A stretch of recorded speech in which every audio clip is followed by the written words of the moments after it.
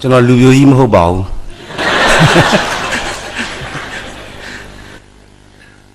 ပထမဆုံးဟောတဲ့ကျွန်တော်ညီငယ်မိတ်ဆွေဆရာနေဝင်းမြင့်ရနန်းကျောင်းကုန်းဆောင်သားပရိကရမင်းသားလေး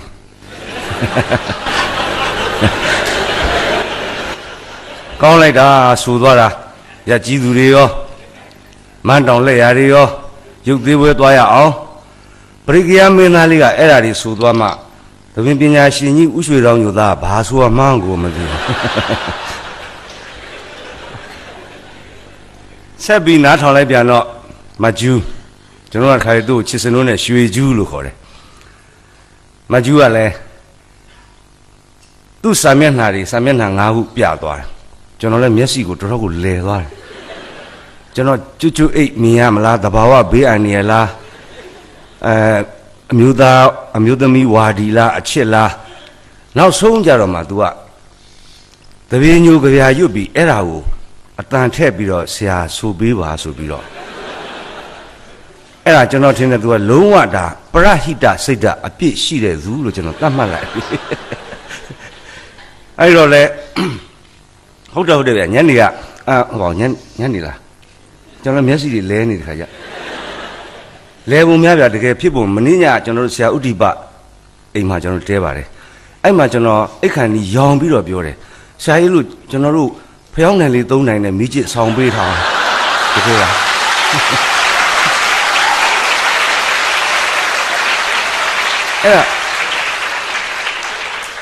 အဲ့ရေတော့မှလည်းနည်းနည်းလန့်နေဗျခုနဒီခန်းဟောဒီဒေတာထဲမှာရေတော့ခွင့်မရှိဘူးဆိုပြီးတော့ပြောထားတာရှိကဲအဲ့တော့မကျူးအပိယစကပြုတ်ထားတာလေးနဲ့ပဲစလိုက်ကြပါစို့နော်ကျက်တင်မင်္ဂလာရှိပါတယ်ဆရာကြီးမင်းတို့ကအဲ့ဒီကြပြာကို1938ခုဇန်နဝါရီလ4ရက်နေ့မှာရေးတာဗျ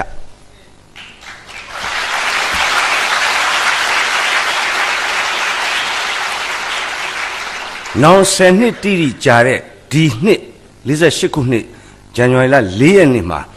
လွတ်လပ်ရေးကြီးညာမယ်ရမယ်ဆိုတာကိုဆရာကြီးမင်းသူကကျွန်တော်ထင်တယ်စာဆိုတို့ရဲ့ပဂရိစိတ်ဓာတ်နဲ့ကြိုပြီးတော့နမိတ်ဖတ်သွားတာအဲ့လောက်တော်တယ်ကြောက်စရာကောင်းလိုက်တာလေးစားစရာကောင်းလိုက်တာ10နှစ်တိတိအတိအကျဟောသွားတဲ့ဘေးတင်ကြပြာနဲ့အနုပညာဘေးတင်အဲ့ဒီတပင်းညို तू ကခွန်းနောက်ကလေးလို့လဲဆိုလို့ရတယ်လေးကျိုးဒီအချိုးကြပြာလေးအချိုးလေးဖြစ်နေငကိုတွေကသားပါပြီးသားအဲ့တော့သူ့ငွေကတော့ तू ကောင်းပါတဲ့တပင်းညိုငါကောင်းပါတဲ့တပင်းညိုပေါ့လေအဲ့ဒါကိုကျွန်တော်တို့ကကျက်တည်ရှိစွာနဲ့လုံးလုံးဆွတ်ဆွတ်ကလေးဆိုလို့ရတယ်လူပြက်လို့လုပ်ပြီးခွန်းတော့လို့ဆိုလို့ရတယ်သူကောင်းမာတဲ့တပြေညိုငါကောင်းမာတဲ့တပြေညိုဆိုတို့ပြေမာတို့မေကံပါတဲ့တို့ပြေမာတို့မေကံပါတဲ့တပြေညိုဆိုတဲ့ပန်းဟာကတပြေညိုရွှေဦးပန်းဟာကလန်းလျက်ပါကိုကိုနေဝင်းမြင်လားဗျဟုတ်ပါကိုချီဦးညိုရေပါဟုတ်ကျွန်တော်တို့ဒီနေ့စင်ကာပူနိုင်ငံစာပေများနိုးသူများအဖွဲ့ကကြီးမှုပြီးတော့လူကြီးများလူငယ်များလူရွယ်များအားလုံးစုပေါင်းပြီးတော့ကျင်းပကြတဲ့ဟောဒီဘာခေါ်လဲမသိဘူးဒီနေရာအဲ့ဒါကျွန်တော်NDUC ခမauditorium NDUC center ကြီးဒီဟူသောဇက်ခုံမှာကကြတဲ့ကျွန်တော်တို့ရဲ့ရွှေအငိမ့်ငိုးပြဟုတ်ပါကိုနေဝင်းမြင့်နော်မင်းသမီးလေးကဘယ်သူပါလဲရွှေကျူးဆိုပါလားအများလာတဲ့ထူးခြားတော့သူကခုံခုကပါတယ်အဲ့တော့ကိုနေဝင်းမြင့်ကျွန်တော်ပြန်မေးတယ်ဆိုကြပါစို့ဗျာနေသားမောင်ကိုချီဦးညွေခမရအမေရှိပါခမရလူပြက်နှစ်ယောက်လက်ဆွဲနှစ်ယောက်ကျွန်တော်တို့မင်းသမီးလေးရွှေကျူးကပန်တရားကျောင်းစင်းလေးလေဗျာဟုတ်လားဘယ်နှစ်ကဆင်းတာလဲ1982ခုနှစ်ကလေးကဆင်းတာအခုမှကရတော့တာနော်ပြောစရာကောင်းပါလေဗျာကျွန်တော်1998ခုနှစ်စင်ကာပူပထမကျင်ရောက်တုန်းကကျွန်တော်မှာ stress တွေများတယ်အဲ့ဒီကြောင့်ကျွန်တော်မပြောတော့သိချင်ရင်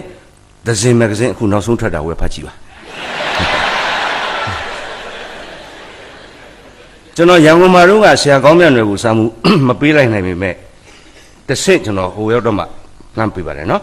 ကျွန်တော်ဗမာပြည်ကနေစင်ကာပူကိုလှမ်းပေးလိုက်တယ်သူကလည်းပိုင်တယ်စင်ကာပူကနေမြန်မာပြည်ကိုငွေ1000လွှဲပြီးတော့ဗမာငွေနဲ့ကျွန်တော်စာမှုကရှင်း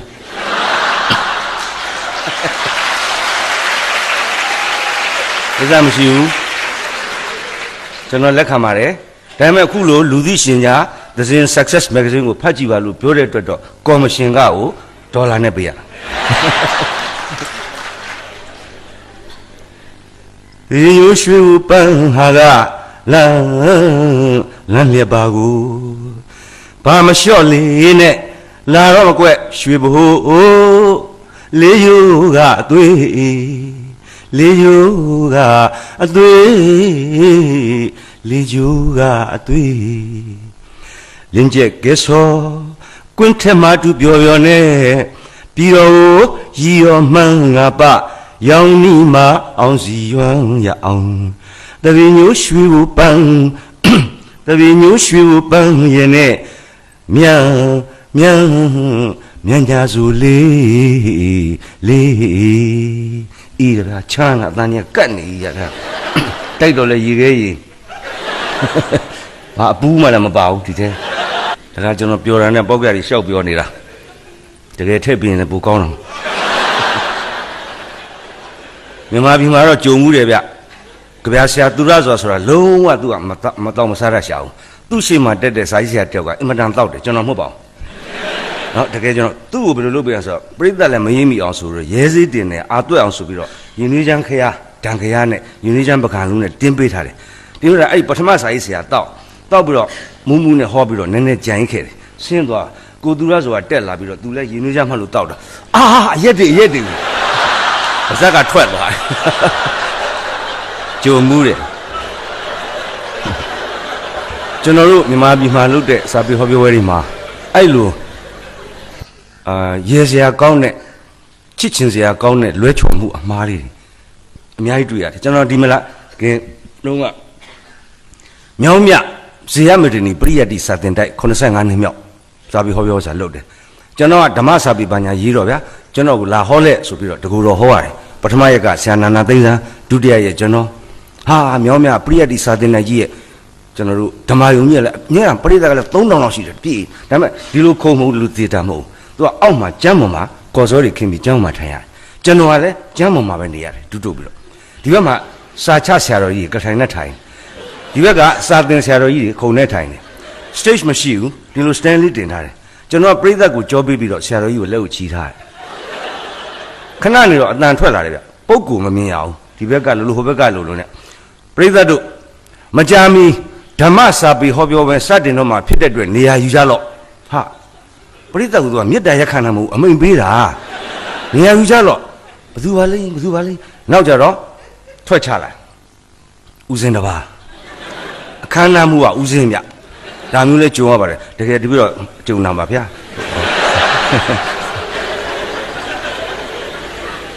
မာယွရှင်ခွင့်လို့ပါဗျတောင်းမှပြီးဖြစ်တဲ့အတွက်ဆက်ပြီးမှားပါမယ်ဗျအဲ့မှာမိုက်ခရိုဖုန်းရှိလေရောက်ရောဗျာတခါတည်းဧကတိကိုဗျန်းကနေပတ်ချပြီးတော့ခုနဆရာကောင်းမြတ်တယ်လို့ပေါ့ကျွန်တော်အထုပ်ပတ်တီလေးသူရေးထားတာရှိတယ်ကူးထားတာအဲ့မှာဖတ်ပြီးတော့ယခုစာရေးဆရာချီဦးညိုကြီးထေရုပတ်တီကိုကျွန်တော်ဖတ်ကြတော့သူ့ဟာသူမှားသွားအထုပ်ပတ်တီထေရုပတ်တီဆိုတာဆရာတော်ကြီးဒီမှာလိုရတဲ့ကိစ္စသူလည်းသူ့ဟာသူမှားမသိပြပြီးတော့မှကျွန်တော်လှမ်းကြည့်လိုက်ပြီးတော့၎င်းစာရေးဆရာသည်ကျွန်တော်လက်ကလေးချီးပြီးတော့ဆရာကောင်းလို့ပေါ့မန္တလေးဇာတိဖြစ်၍ဒါမျိုးတွေပါလာတယ်ကအဖဥရွှေတောင်းညိုအမိဒေါ်စင်ရင်တို့မှမွေးလေသောသားကြီးဩရတာဖြစ်လေ၏၎င်းသည်လောကပြည့်စုံအဲ့နဲ့ဖတ်ဆရာရှိတာတွေဖတ်သွားပြီးတော့နောက်ဆုံးကြတော့ဆရာကောင်းလို့ပဲယခုအခါ၎င်းစာရေးဆရာချီဦးညိုသည်မြန်မာနိုင်ငံရုပ်ရှင်အစည်းအရုံး၌ဒုတိယဥက္ကဋ္ဌဖြစ်၎င်းအမျိုးသားယဉ်ကျေးမှုနှင့်အနုပညာတက္ကသိုလ်၌ပညာရေးအဖွဲ့ဝင်ဖြစ်၎င်းတာဝန်ယူရင်းစာရေးခြင်းဖြင့်အသက်မွေးဝမ်းကြောင်းလျက်ရှိလေတော့တည်းဆိုချတယ်ပရိသတ်ကလည်း automatic သာဒီလိုက်သွားကြုံရတယ်ဗျကျွန်တော်တို့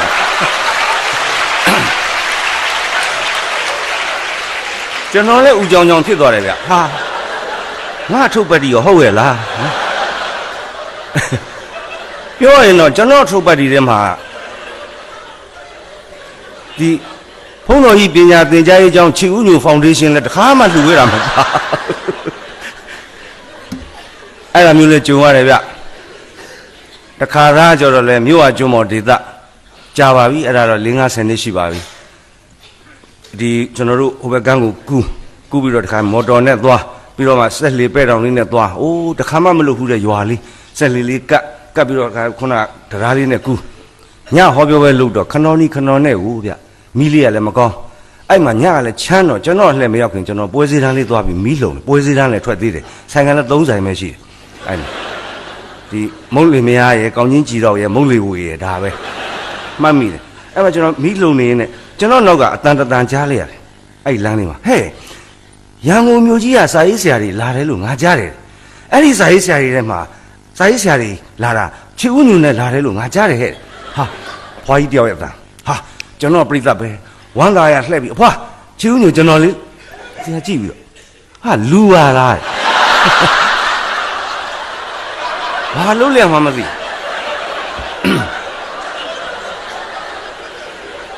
အဖွားဘာဖြစ်လို့လဲလို့နောက်မှစာပေကော်မတီတယောက်ကအဖွားအဲ့ချီဦးညိုလဲစာရေးဆရာလေစာရေးဆရာပါဆိုမှလူပေါ့နော်ဘွားကြီးအဲ့မှာရီးပြီးတော့ဟဲမသိပါဘူးဟဲတဲ့ရန်ကုန်ကစာရေးဆရာတွေငါတို့ရွာလေးကိုလာတယ်စာပေဟောပြောကြမယ်ချီဦးညိုနဲ့လာတယ်ဆိုတော့ငါချီဦးညိုဆိုတာမော်တော်အသစ်အောင်မေးတာစားတကယ်ကြုံရပါတယ်အဲ့ဒီအခုလိုအစင်သက်ရှိတဲ့ဒေတာကြီးမှာတခါမှလည်းမဟောဘူးပါဘူးတော်တော်ကောင်းတဲ့နေရာကြီးမှာအဲ့တော့ဟိုတစ်နှစ်ကမြို့တစ်မြို့ပေါ့ဗျာမြန်မာပြည်ပေါ့ဗျာမြို့တော့မပြောချင်တော့ပါဘူးအဲ့ဓမ္မယုံထဲမှာပဲဟောရတယ်အဲ့အဖွဲ့အစည်းနှစ်ခုကနေပြီးတော့ကြီးကြပ်ပြီးလှုပ်တာဟောရင်းနဲ့မိရပြက်သွားတော့လက်နက်ဓာမီနဲ့ကျွန်တော်ဝိုင်းထိုးကြတယ်မျက်နှာလေးတော့ပေါ်နေတာပေါ့အဲ့တော့မက်ခရိုဖုန်းကတော့မပြက်ဘူးပြသူတို့ဘာညာလှုပ်ထားတယ်အဲ့လူကမမြင်ရတော့ကြာတော့လေဒီစာရေးဆရာမျက်နှာဒီဓာတ်ခဲအကုန်ခံပြီးတော့ဘယ်လောက်ကြာထိုးမှာတော့ပိတ်ပလိုက်တယ်ဒါပေမဲ့ကော်မတီကအင်မတန်တေခနုပတ်တိကောင်းတယ်ဖျောင်းနိုင်2တိုင်ဒီဘက်တယ်ဟာစိုက်ပေးတာအဲ့လိုကျွန်တော်တို့မှာဥရှင်ကြီးဖြစ်ရတာလည်းရှိတယ်အဲ့လိုမျိုးချုံပါအဲ့တော့ဟိုပြောဒီပြောနဲ့အချိန်ကြီးကုန်တော့မှာပဲကြုံရတာလေးကျွန်တော်ပြောပြတာပါအဲ့တော့ဆရာကြီးမင်းသူဝင်ရဲ့တပည့်ညိုကိုယူရတဲ့အခါကျတော့သူ့ရဲ့အကူလူလဲချစ်ဆရာတွေပဲလဲဖြစ်တဲ့ဆရာဇော်ကြီးကျွန်တော်တို့ကဂုံမပြုတ်လို့မပြီးပါဘူးအခုစင်ကာပူမှာကျွန်တော်တို့အဖက်ကယင်းနှီးမြုပ်နှံပြီးတော့အောင်မြင်အောင်ကျင်းပနိုင်တဲ့ဟောပြောရေးမှာဆရာဇော်ကြီးကိုကျွန်တော်ဂုံပြုချင်ပါတယ်ဆရာဇော်ကြီးနဲ့ဆရာမင်းသူဝန်ကျွန်တော်တို့ရဲ့ဆရာကြီး2ပါးဆရာတို့ရဲ့တပည့်သားမင်းဖြစ်တဲ့ကျွန်တော်တို့လေးတွေဟောဒီစင်ကာပူမှာဆရာတို့ရဲ့စားရင်းနဲ့လူလားမြောက်ပြီးတော့စာပေဟောပြောပွဲကျင်းပနေပါတယ်ကောင်းရာသူကတိဘုံကနေပြီးတော့ဆရာတို့ခေါင်းငုံကြည့်ပြီးတော့သာဓုခေါ်ပေးကြပါကျွန်တော်ဒီနေ့နေ့တိုင်တယ်ပါတယ်ဆရာဇော်ကြီးရဲ့ကြဗျာ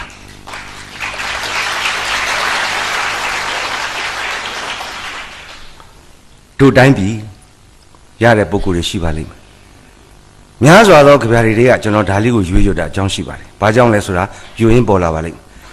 ဒီကြဗျာကိုဘယ်ချိန်ကစရေးလဲဆိုတော့ဘယ်နှစ်ခုနှစ်မှာရေးလဲဆိုတော့1935ခုနှစ်မှာဆရာဇော်ရေးခဲ့ပါတယ်လွတ်လပ်ရေးမရခင်73နှစ်လွတ်လပ်ရေးမရခင်73နှစ်ဆိုတော့သူ့ကျွန်ဘဝလက်အောက်ရောက်နေတဲ့73နှစ်ခါကာလသူ့တိုင်းပြည်သူဆရာဇော်ကြီးပြန်ကြည့်လိုက်တော့အားမရအောင်ဆင်းရဲနေကြတယ်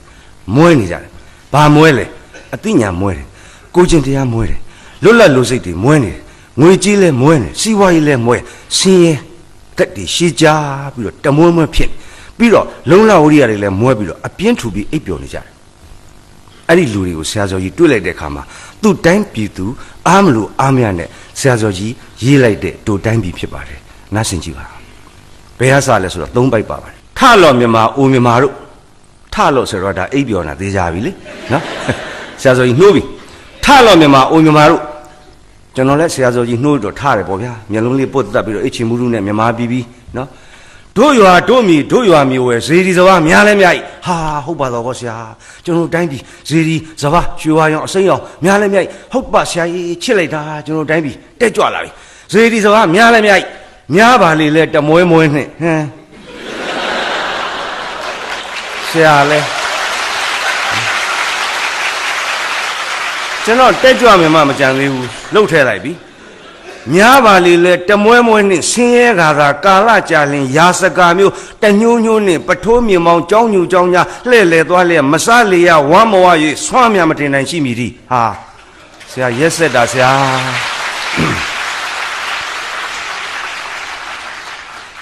Siri Baturi Miasavari, I lose Subiro Mino, I Lumine, Singha, Kala, Yasagamu, Yasagas of the Donza Ubiola, Sazo Ibia, the Imada.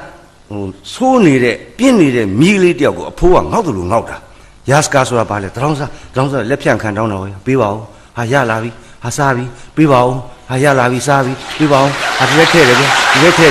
no? Logaima Lepashin, the Mulu, she was. The Muga, Pianta the Lepashin, the Muga, the Lupide Lepash, give on a take on the Muga she was. Chile. Eddie, Yasaka Nujaro, we were on Ted, we were on no Jaro, Dimalepi Lavi, Omaleta, Dimaleta, by Samuria Miawa. Loka Tamara. They Miawa Kajaro, Niamadai, Lee Goravoya. Lee the Yaria Ogu Jaravoya. Betty Jalasoro, now so a wizzy Java. That's about Niama.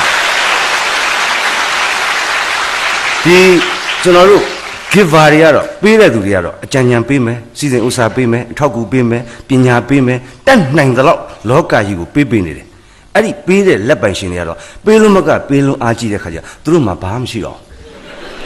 Time Sheila let happy, Sheila let happy. Logama, Katuamia, Amiaboma, a painting zone, Poguaro, Alondire, Piashin Kuromia. Supona to ledger, the Kuma Lepans and Mumatau.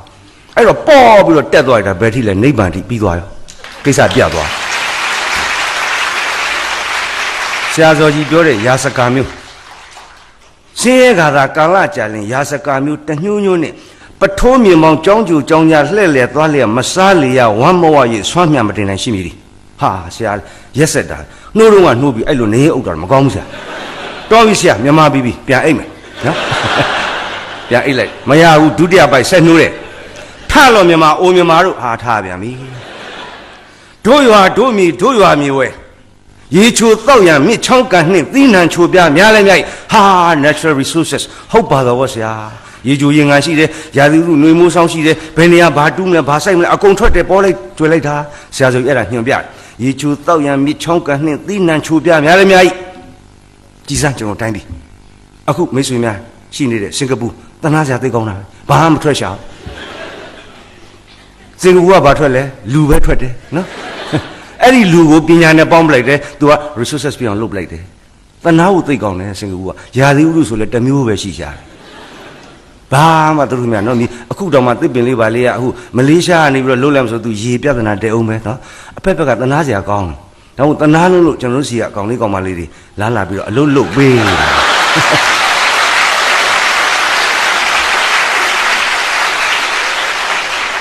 Says Ojiga, Tonga, those and now Nicrea. 2 times you I do, Punoge.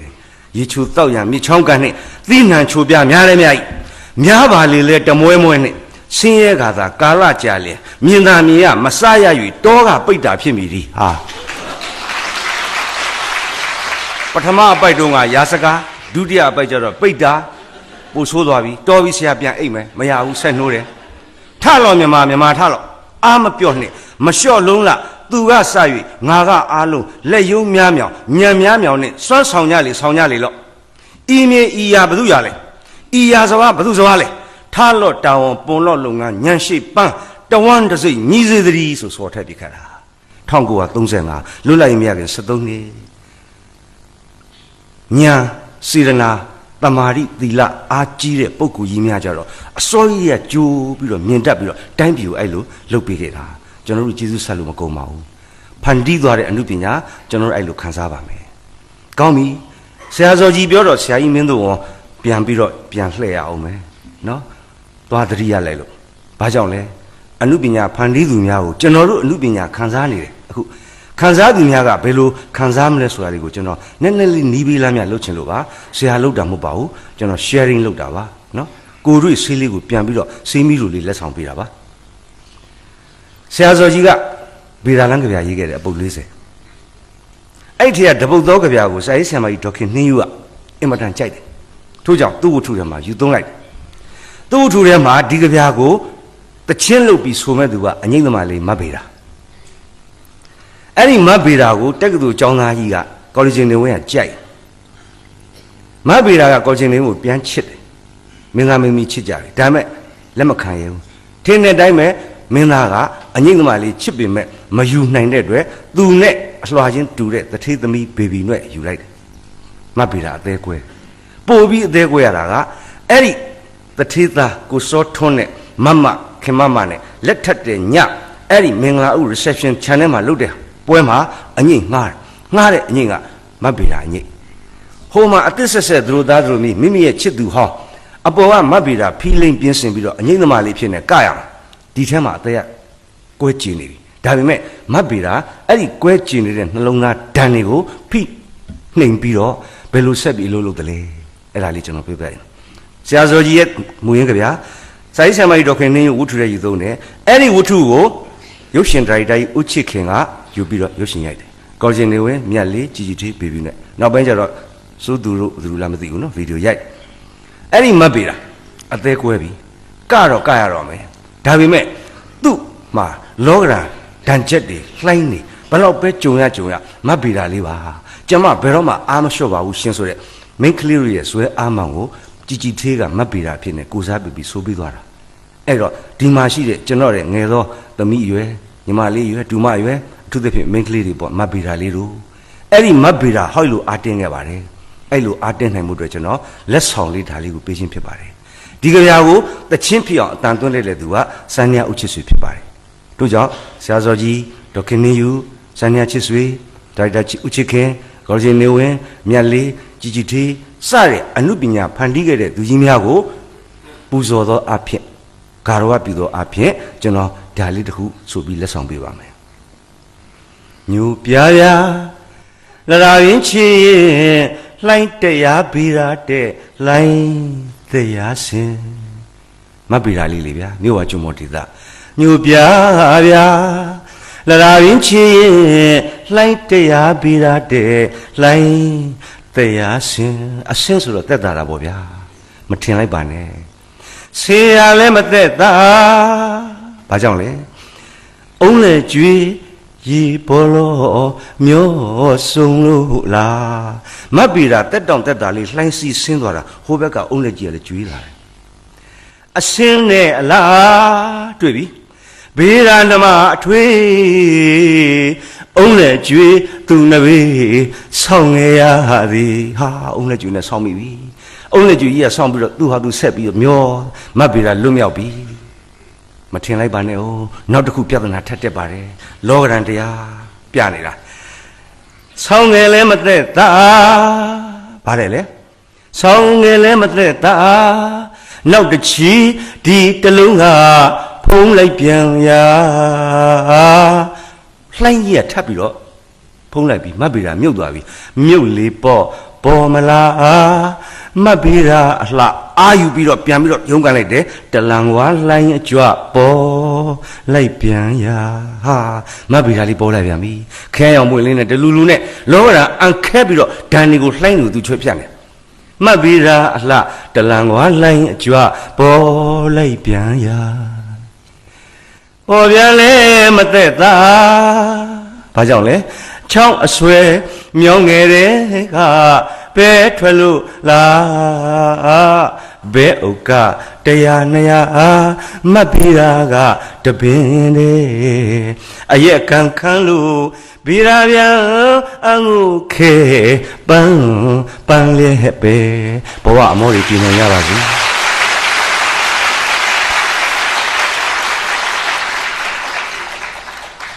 ဒီမလာခင်ဟိုဘက်လာတဲ့တုန်းကရန်ကုန်ပေါက်ထော်ကျွန်တော်တို့တိုက်ပွဲဝင်စီယိုရေးသင်တန်းဆိုတာရှိပါတယ်အဲ့ဒီမှာတိုက်စီးကသူတို့အရာရှိတွေကိုကျွန်တော်တို့လည်းသွားပြီးတော့အဲ့လိုစာပေကိစ္စအမှုပညာကိစ္စသွားဟောတယ်ဟောရင်းနဲ့ကျွန်တော်ကကြပြာလေးတွေအကြောင်းပြောရင်းနဲ့ဒီမတ်ဗေဒတခြင်းလေးကိုအဲ့ဒီမှာကျွန်တော်ဆိုပြလိုက်တယ်အဲ့ပြီးတော့ရှေ့မှာထိုင်းနေတဲ့သင်တန်းမှုဒုဘူမှုကြီးနာမည်တော့မေ့သွားပြီထိုင်းမျက်ရည်တွေဝဲ ကျွန်တော်ကော်လေဂျနေဝင်းကိုအမြင်ကတ်လိုက်တာဆရာခံစားသွားတယ်အနုပညာဖန်တီးသူအနုပညာခံစားသူဖန်တီးသူကအဲ့လိုဖန်တီးတဲ့ခါမှာကျွန်တော်တို့ကအဲ့လိုလေးခံစားပေးမှကျွန်တော်တို့နှလုံးသားအားတွေလည်းပိုကောင်းလာတယ်ကျွန်တော်တို့အုံနောက်အားတွေလည်းပိုကောင်းလာတယ်တနည်းအားဖြင့်ကျွန်တော်တို့ရဲ့အလှခံစားနိုင်သောနှလုံးသားအမှားအမှားကိုဝေဟလာခွဲနိုင်သောအုံနောက်အတိတရားဒါတွေပိုအားတက်နေအောင်ကျွန်တော်တို့ခံစားမှုအားတွေမြင့်ပေးရမယ်ဘာလို့ဆိုဖန်တီးတဲ့သူတွေကအတိအကျဖန်တီးထားတာစေရနာအားကြီးတွေအနုပညာအားကြီးတွေအမျိုးဘာသာသာသနာမှာချစ်စိတ်ကြီးတွေနဲ့သူတို့ဖန်တီးပေးကြတာအဲ့ဒီပေါ်မှာကျွန်တော်တို့ကဖျော်ဖြေရေးတက်တက်ကလေးနဲ့ပဲနားထောင်လိုက်မယ်ဆိုရင်တော့ကျွန်တော်တို့တောင်းမကြည့်ဘူးဖန်တီးသူများတောင်းကြည့်သလိုကျွန်တော်တို့ခံစားသူများလည်းတောင်းကြည့်အပ်ပါတယ်ဒါမှသာလေအပေးယူမျှသွားပါလိမ့်မယ်ဒီစကားကျွန်တော်ဘာကြောင့်ပြောလဲဆိုတော့တခုနားထောင်ကြည့်ကြအောင်ကျွန်တော်တို့ဒါကျွန်တော်ကိုယ်လေးမဟုတ်ပါဘူးဒီနေ့အသက်86နှစ်ရှိပြီဖြစ်တဲ့ဘဘဘူလေးတင်အောင်ပြောပြဟဲ့ကောင်နဲ့ချီဦးညူကျွန်တော်ဘယ်လိုပြောလို့ရှိလဲဆိုတော့ဟိုတခါအမျိုးသားဆိုင်ဦးနဲ့တွေ့တော့ဟဲ့အောင်မင်းတော်လာအောင်ကွာအကိုကြီးဦးမင်းတော်ထိုင်မောင်မောင်ကြီးလာအောင်ကွာသူ့တပည့်တွေကိုပြဆူတော်ကြီးတွေဟဲ့ထားမိတင်ရဲ့နင်းလက်ဒီမှာထိုင်အောင်နဲ့ဟာခင်မောင်လာပြူလာခဲ့ဟာထိုင်ညဟဲ့အောင်ချီဦးညူမင်းအမခဏနေဟုတ်ကဲ့ဘောဘာပြောမလို့အောင်မင်းမင်းတော်နဲ့မောင်မောင်ကြီးတဲ့မင်းတို့ကအဆူတော်တွေကွာဒီကောင်ကအတော်ဆိုးကျွန်တော်ဟိုချီဦးညူဒီကောင်ကအဆိုးတော့မဟုတ်ဘူးတဲ့အတော်ဆိုးတဲ့ကျွန်တော်ဆိုးနာပဲတဲ့အမြဲတမ်းသိပါနော်အဲ့လိုကျွန်တော်ချစ်တဲ့ဘဘဘူလေးတရားမင်းမမှီဘူးကွာငါပြောပြအောင်အနုပညာမှာရိုးသားမှုအမှန်တန်ရေးကြည့်တယ်နော်ဟုတ်ကဲ့ဘဘကိုယ်တိုင်မခံစားပဲနဲ့ဘာလို့မလုပ်ပါနဲ့ကွာကျွန်တော်ညီမလေးဆရာမမကျူရိုးသားတယ် तू ဘယ်လို့မှမခုံတော့မလာတော့မရွေးဘူး तू ခုဓာတ်တယ်ဓာတ်ဘူလာဒီနှစ်ခု तू ဟာမိုနီဖြစ်နေတယ်အခုချိန်မှာအဲ့ဒီပေါ်မှာပေါင်းပြီးတော့ तू ရိုးသားစွာရေးတာကျွန်တော်တငယ်ချင်းကိုနေဝင်းမြင့်ရိုးသားမှုနဲ့ရေးတာ तू မကျွမ်းကျင်တာ तू မရေးဘူး तू မခံစားရတာ तू မရေးဘူးရှင်းလာပါလိမ့်မယ်ကျွန်တော်ဆက်ပြောမယ်ရိုးသားမှုသိရေးကြည့်တယ်ကွာဟုတ်ကဲ့ဘဘဆက်ပြောပါတယ်ဥပမာငါတစ်ခုပြောမယ်1952 53လောက်တုန်းကထိုချိန်ကနိုင်ငံတော်အစိုးရကပြည်တော်သာစီမံကိန်းဆိုတာလုပ်တယ်ကွာဟုတ်ကဲ့အဲ့ဒီပြည်တော်သာစီမံကိန်းအောင်မြင်ရအတွက်ဆိုပြီးတော့တချင်းရေးဆရာတွေတချင်းရေးခိုင်းတယ်ကွာရေးခဲ့တဲ့တချင်းတွေမှာငါတချင်းကိုရွေးလိုက်တယ်ကွာဟာကောင်းလိုက်တာဘဘရဲ့ငါတချင်းရွှေတစိမ့်ရတယ်ကွာဟာကောင်းလိုက်တာငါတချင်းဓာတ်ပြားသွင်းတယ်တပီလုံးမှာတခါတည်းသိန်းသန်းပြတ်ပြီးတော့ထွက်သွားတယ်ငါလည်းတအားနာမည်ကြီးသွားတယ်ကောင်းလိုက်တာဘဘရဲ့အဲ့ဒီတချင်းကျွန်တော်နားမထောင်ဘူးလို့ပါရစေမပေါ့ကွာမောင်ကိုသူညီဂီတလူလေးစမ်းနေလို့စမ်းကွာဟောတင်းလှုပ်လိုက်ပြီးတော့အတော်မိနေဆိုအခုလေးဘေးကတော့ဒီလိုကွာပါဇက်ကချပြီးအသွေးအင်္ဂရီအသားအုံမြေပြည်တော်သာမဟုတ်ဦးစီဆိုခြိတက်ခါလန်းမြညာပါဆိုလေဘာညာဆိုလိုက်ဟောတက်နေလို့ပြီးတော့တခါထပ်ပြီးတော့အသွေးအင်္ဂရီအသားအုံမြေပြည်တော်သာမဟုတ်ဦးစီဆိုခြိတက်ခါလန်းမြညာပါဆိုလေတက်နေဘာမှ80လေနေသားမောင်ကွာအသွေးအင်္ဂရီအသားဟာဟောလဲထွက်ငါမေ့သွားပြီကွာဟဲ့ရွှေတစိမ့်ရဆိုကျွန်တော်တပီလုံးသိမ့်နဲ့တန်းနဲ့ပြန့်ထွက်သွားတယ်ဆိုမောင်ကိုမင်းမှတ်မိသေးလားကွာသူညီဂီတလူလျံလူလန်တဲ့ကျွန်တော်လည်းမေ့သွားပြီကိုလေးဒုက္ခပါပဲကွာမြမအတန်ဗိဒကတိုက်လှမ်းမိကြည့်စားထိမ့်သိမ့်ထားမှာပေါ့ပြီးတော့သာတချင်းကြီးပဲအမြတ်တနိုးထိမ့်သိမ့်ထားတယ်တစ်ချက်မှမရှိတော့အဲ့ဒါနဲ့ချီဦးညိုတဲ့ရလိုက်တဲ့တိလိုက်တဲ့ခင်မှီလိုက်တဲ့သူတွေရအောင်ပါဆိုငါဖုန်းတွေဆက်ပြီးလက်လှမ်းမိတော့အကုန်ပြီးတယ်တယောက်မှမရတော့ဘူးကွာဟာဟုတ်လားဘောကဘယ်လိုဖြစ်တာလဲအေးဘယ်လိုဖြစ်တယ်ဆိုတာငါရှင်းပြမယ်မင်းဆက်နားထောင်အဲ့ဒီကာလတုန်းကမန္တလေးကတချင်းဆရာကြီးတယောက်ကတချင်းဆရာကလေးအိတ်ထဲထည့်ပြီးယူလာတယ်နှုတ်စီလည်းပါတယ်ငါတို့စီမှာညီးပြတယ်ငါတို့ကကြည့်ဟာဆရာတချင်းကြီးကပြည်တော်သာစီမံကိန်းကိုရေးခိုင်းပါဆိုမှဆရာဘာတွေလျှောက်ရေးလာတာတော့ဖြစ်မယ်မထင်ပါဘူးဆရာရဲ့ဘယ်နဲ့ကဘာညာပြောတော့ तू ကတချင်းဆရာကလေးပြန်ထည့်ပြီးကုတ်ချုံချုံနဲ့ပြန်သွားရှာတယ်အဲ့ဒီဆရာကြီးကဘာလို့လဲမင်းတို့သိပါတယ်ကွာတဲ့ပြောလိုက်ရင်1955ခုနှစ်မှာကွယ်လွန်သွားရှာတယ်ကွာသူ့အသက်အဲ့တော့49 48ပဲရှိသေးတယ်အုတ်ကားနောက်မှာခေါင်းရောဟာဆရာမျိုးမကြီးအဲ့တော့ဆရာမျိုးမကြီးရေးလာခဲ့တာဘာချင်းလိုက်ရင်အေးငါတို့ကအဲ့လိုပြောလိုက်လို့သူရေးလာပြီးတော့အိတ်ထဲပြန်ထည့်သွားတယ်အဲ့ဒီသချင်းလေးဟာအခုချိန်မှာတပီလုံးပြန်သားပြီးတော့အခုထိအောင်ဂန္ဓဝင်ဖြစ်နေတယ်ကွာသူတည်သွားတာကြားလာပြီငါဘူးလေးတင်အောင်86နှစ်တက်ရှိထင်ရှားငါသချင်းသေးတာကြားလာပြီဟောဆိုငါမရိုးသားလို့ကွာဟုတ်ကဲ့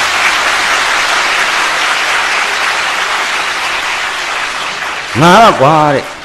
ပြောပြရစီတော့အဲ့ဒါ အဲ့လိုပြန်ပြောတာကွာဘဘဘိုးလေးတောင်ဘလောက်ယူသားလဲဆိုတာပြန်ပေါ်တယ်နော်အဲ့ဒါဆောင်းမလဲပြန်ရေးပါတယ်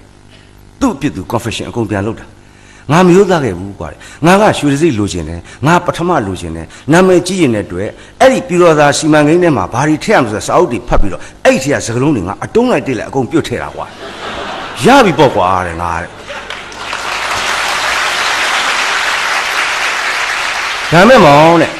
ငါတို့အဲ့လိုပြောလိုက်လို့စာရွက်ကလေးသိမ့်ပြီးတော့1955မှာဆုံးပြီးတော့အဲ့ဒီသွားတဲ့ပုဂ္ဂိုလ်ရဲ့တခြင်းကအခုထီအောင်အသက်ရှင်နေတယ်လူသေးသွားပြီမဲ့ဘာဘသူလုံးဘာချင်းလုံးမြို့မှာညင်လေကွာမြို့မှာညင်ဘယ်တခြင်းလုံးဘာနားထောင်ကြည့်ကြရအောင်မြို့မှာညင်ဘလောက်ချစ်စရာကောင်းလဲဘလောက်ညံကြီးသလဲအမှုပညာဖန်တီးသူတယောက်နေတယ်ဘလောက်တာဝန်ကြီးသလဲ future prospect ဘလောက်ထိရှိသလဲဆိုတာမြို့မှာညင်တခြင်းလေးကကျွန်တော်တို့ခန်းစားကြည့်ရအောင်ဘာချင်းပါလဲရှူမဆုံးတော့သည်စိမ့်လက်လက်နှစ်စင်လေဝင်းတွေကတမျောတခေါ်ဆူပြေလွင်ရိတ်သိမ့်ကြီးဆိုပြန်လေ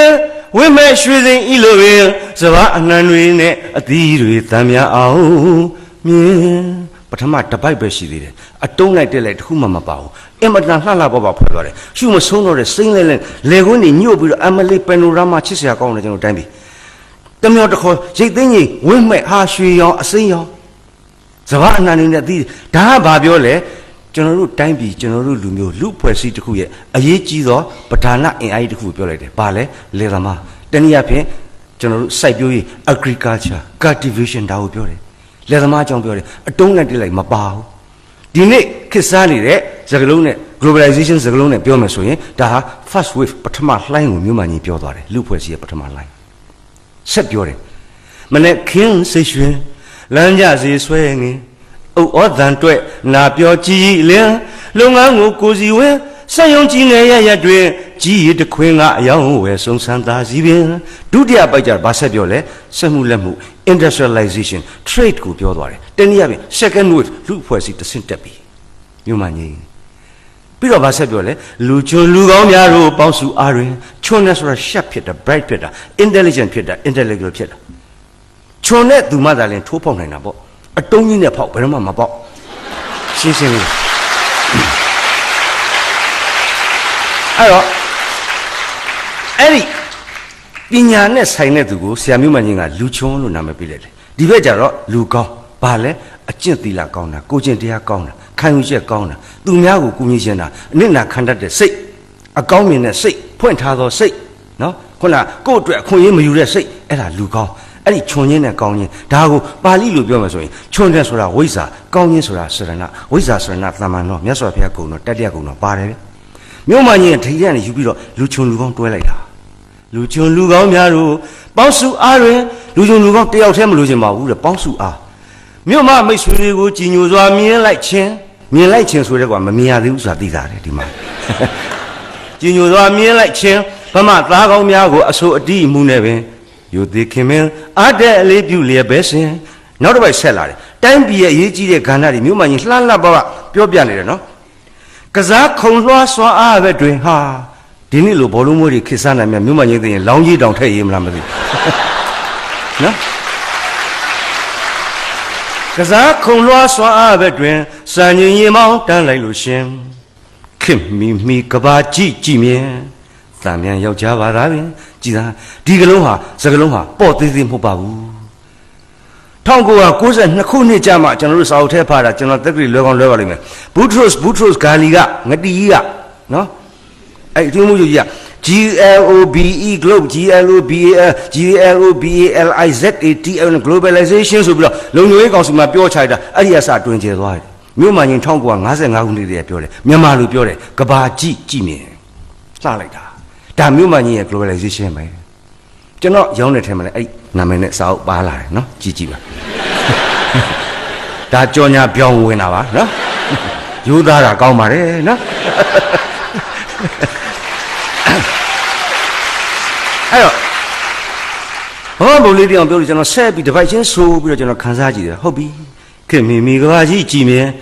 တန်မြန်တယောက်ဆိုပါဝင်တယောက်ဆိုဒါပဲမပြီးသေးဘူးညာဆက်ပြီးတော့မြို့မှကြီးသူ့အမိတိုင်းပြည်ရဲ့ရှေ့ရေးကိုကြိုမြင်လိုက်တာ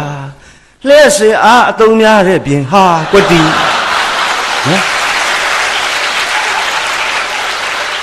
ပြီးတော့နော် မြို့မှန်ကြီးဟာတကယ်ကိုဉာဏ်ပညာကြီးပြီးတော့ခင်မိတဲ့သူပါအဲ့ဒီလျှက်စစ်အားကိုမင်းတို့ TV ကြည့်တာစလောင်းကြည့်တာ game ဆော်တာကိုရီးယားကားကြည့်တာအဲ့ဒါတွေနဲ့ပဲသုံးနေကြတယ်ဘာလို့မလဲလျှက်စစ်အားသုံးများတဲ့ပြင်တွင်တွင်ကျဲကျဲထဲအောင်မြေတခွင်တစ်ပင်တွေမြေရင်းဓာတ်တွေပေါ်ယူနိုင်စွမ်းတက်ကြွခြင်း electricity electronic ဆိုတဲ့နည်းပညာဘာညာဒါဟာကုန်ထုတ်လုပ်ငန်းမှာအဓိကထားသုံးရမှာ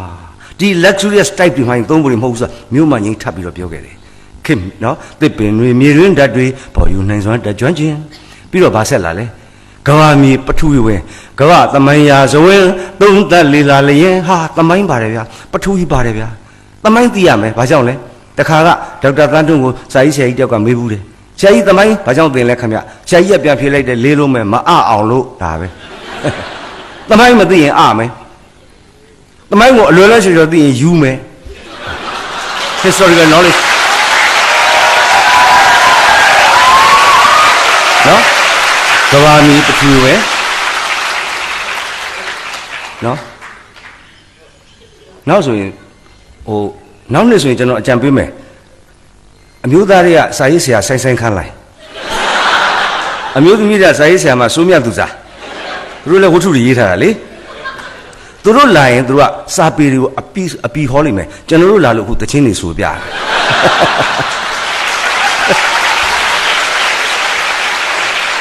ဒါကတော့ကျွန်တော်တောင်းမယူကဘာမြေပထူဝင်ကဘာသမိုင်းရာဆိုရင်သုံးသက်လေးလာလျင်အကြံဉာဏ်ဝေဖန်မျော်လို့မြင်ငါတို့ပြည်တောင်စုတွင်နောက်တစ်ပိုက်မြို့မှကြီးဆက်ပြောပြီးအားကစားပါတယ်ဗျာလျှက်စစ်ကိစ္စပါတယ်ဗျာစက်မှုလက်မှုလေယာတွေပါပြီးတဲ့နောက်မှာမြို့မှကြီးပါဆက်ပြောလဲဆရာရောပညာတွေကိုသင်ကြည်စားတိုင်းပြည်မှာကျမ်းမာရေးကဏ္ဍဆက်ပြောပြန်ပြီခေရောရှေမီသမားတော်များပင်MBBS FRC ဒူတွေမဟုတ်ပါဘူးတဲ့နော်သွေးလွန်တုတ်ကွေးနဲ့ဟိုကနေမှားပြီးတော့ဆေးရုံကြီးအဲ့လိုလိုဒါမျိုးလည်းမဟုတ်ပါဘူးနော်မြို့မချင်းပြောတာဆရာဝန်ပညာတွေကိုသင်ခေရောရှေမီသမားတော်များပင်ဘာလို့ရမလဲလူတုကိုကိုနဲ့ထတ်တူချစ်ခင်ရင်ဝဲသာညွန်ကြားတန်ထွားကြမ်းမာခန့်ခိုင်အာအင်ပညာလည်းပြရမယ်ကုလည်းကုရမယ်ဆေးဘူးတူတာလည်းပါမယ်ကာဝယ်လည်းကာဝယ်ရတန်ထွားကြမ်းမာခန့်ခိုင်အာအင်ပြီးတော့ဘာလာလဲလာပြီဒီနေ့ကျွန်တော်တို့တစ်ကမ္ဘာလုံးပြောနေတဲ့ knowledge society age of wisdom မြို့မှကြီးသူ့ချင်းထဲမှာထည့်ပြောခဲ့တယ်ကလေးလေးတွေပညာရရှိဖို့တော့ဖတ်မိပုံသွင်းအာစရိတွေပဲလှလိုက်တာဗျာပြီးတော့ကလေးလေးလို့ပြောထားတယ်ပို့ပြီးချစ်စရာကောင်းပါတယ်အဲ့ဒီကလေးလေးတွေပညာရရှိဖို့တော့ဖတ်မိပုံသွင်းအာစရိတွေပဲရန်ကုန်မှာတချို့ကဖြတ်ဆိုတယ်အာစရိကျူးရှင်နော်ဒါလည်းမဆိုးပါဘူးလိုအပ်ပါတယ်နော်လူကျွန်းလူအောင်လေးတွေဖြစ်အောင်မြေတောင်မြောက်ခါမြင့်တယ်ကျွန်တော်ညီမလေးမကျူးပြောသွားတယ်နော်အနာဂတ်ကိုမျိုးဆက်တစ်တိုင်းမှာတာဝန်ရှိတယ်ပုံမလှပသောအနာဂတ်ကိုဖန်တီးနိုင်မှုအတွက်မြို့မကြီးအဲ့ဒါပြောသွားတယ်မြို့မကြီးနဲ့ဂျူးနဲ့သူတို့နော်မိဖို့တော့တော်မဲ့သဘောရှိတယ်ဒါပေမဲ့ generation ကာလမျိုးဆက်ဘလောက်ပဲကွာဟဒီသဘောတရားမှန်းနေတော့ပို့ပြီးတော့မှန်လာလိမ့်မြို့မကြီးဆက်ပြောတယ်ပါတယ်လေကမ္ဘာရေချောင်းသင်္ဘောမောင်းနေဟာကြည့်ပါအောင်ဗျာမြို့မှာငင်းရှိတော့သင်္ဘောသားခင်မစားသေးဘူးဒါပေမဲ့သူကြိုပြောသွားတယ်ကမ္ဘာရေချောင်းသင်္ဘောမောင်းနေရေပြင်းဝေးဟင်းနှက်ဆက်ဆုံလင်းတို့လူကျွန်းလူကောင်းတစုတွင်ဘာဝင်တယောက်ဆိုတအားဘင်းအဲ့ဒါမှတိုင်းပြုတကယ်အမှုပညာกว่าဘာကြောင့်လဲမြို့မှာငင်းကရွှေစိတ်လိုချင်လို့လည်းမဟုတ်ဘူးသူ့ဘာသူစိတ်ထွက်လာတဲ့စေရနာနဲ့ရေးတာกว่าရိုးသားလို့ရိုးသားတဲ့ခါကျတော့နှစ်ပေါင်းများစွာခံပြီးတော့ဒီနေ့ထိတိုင်းပြည်လူမျိုးတွေအလုပ်ကျွေးပြုတဲ့အမှုပညာဖြစ်နေတယ်ငါပြည်တော်သားကြီးကသွားပြီကိုလေးပြောဘာပါရဲ့ကောင်းလိုက်တာကျေးဇူးတင်လိုက်တာအဲ့ဘာပါပြောတဲ့ဟာလေးကိုဆောင်းမရေးပါလားရုပ်ရှင်တေးပါလေသူပြန်ရေးပါတယ်နော်သူကိုယ်တိုင်မြို့မှန်ချင်းကိုပြန်တွေ့တယ်အဲ့မသိခင်တွေ့တဲ့ခါမှာဆရာကိုကျွန်တော်စော်ကားမိပါတယ်တကယ်တော့ဆရာတချင်းသားလေးကောင်းပါတယ်လို့သူကိုခံခဲ့ပါတယ်အဲ့တော့ဘောကဘူလေးတင်အောင်ဆရာခွင့်တောင်းပြီးတော့အလင်းသိတဲ့ဟောပြောပွဲတွေမှာကျွန်တော်ဒါလေးထည့်ဟောပြရစီဆိုတော့ဘောကဘူလေးတင်ဟောပေါ့ကွာတဲ့ငါဟာလေးယူသုံးပါတဲ့ငါလည်းအချိုးချလေးတော့ပြန်ကြော့ပေါ့ကွာခုနကကျွန်တော်ညီတော်မောင်ဆရာနေဝင်းမြင့်ကျေးဇူးတင်တယ်အခုရောက်လာတဲ့သုံးအောင်ထဲမှာကျွန်တော်အသက်ကြီးဆုံးပါကျူးတယ်ကျွန်တော်2နှစ်ကြီးပါတယ်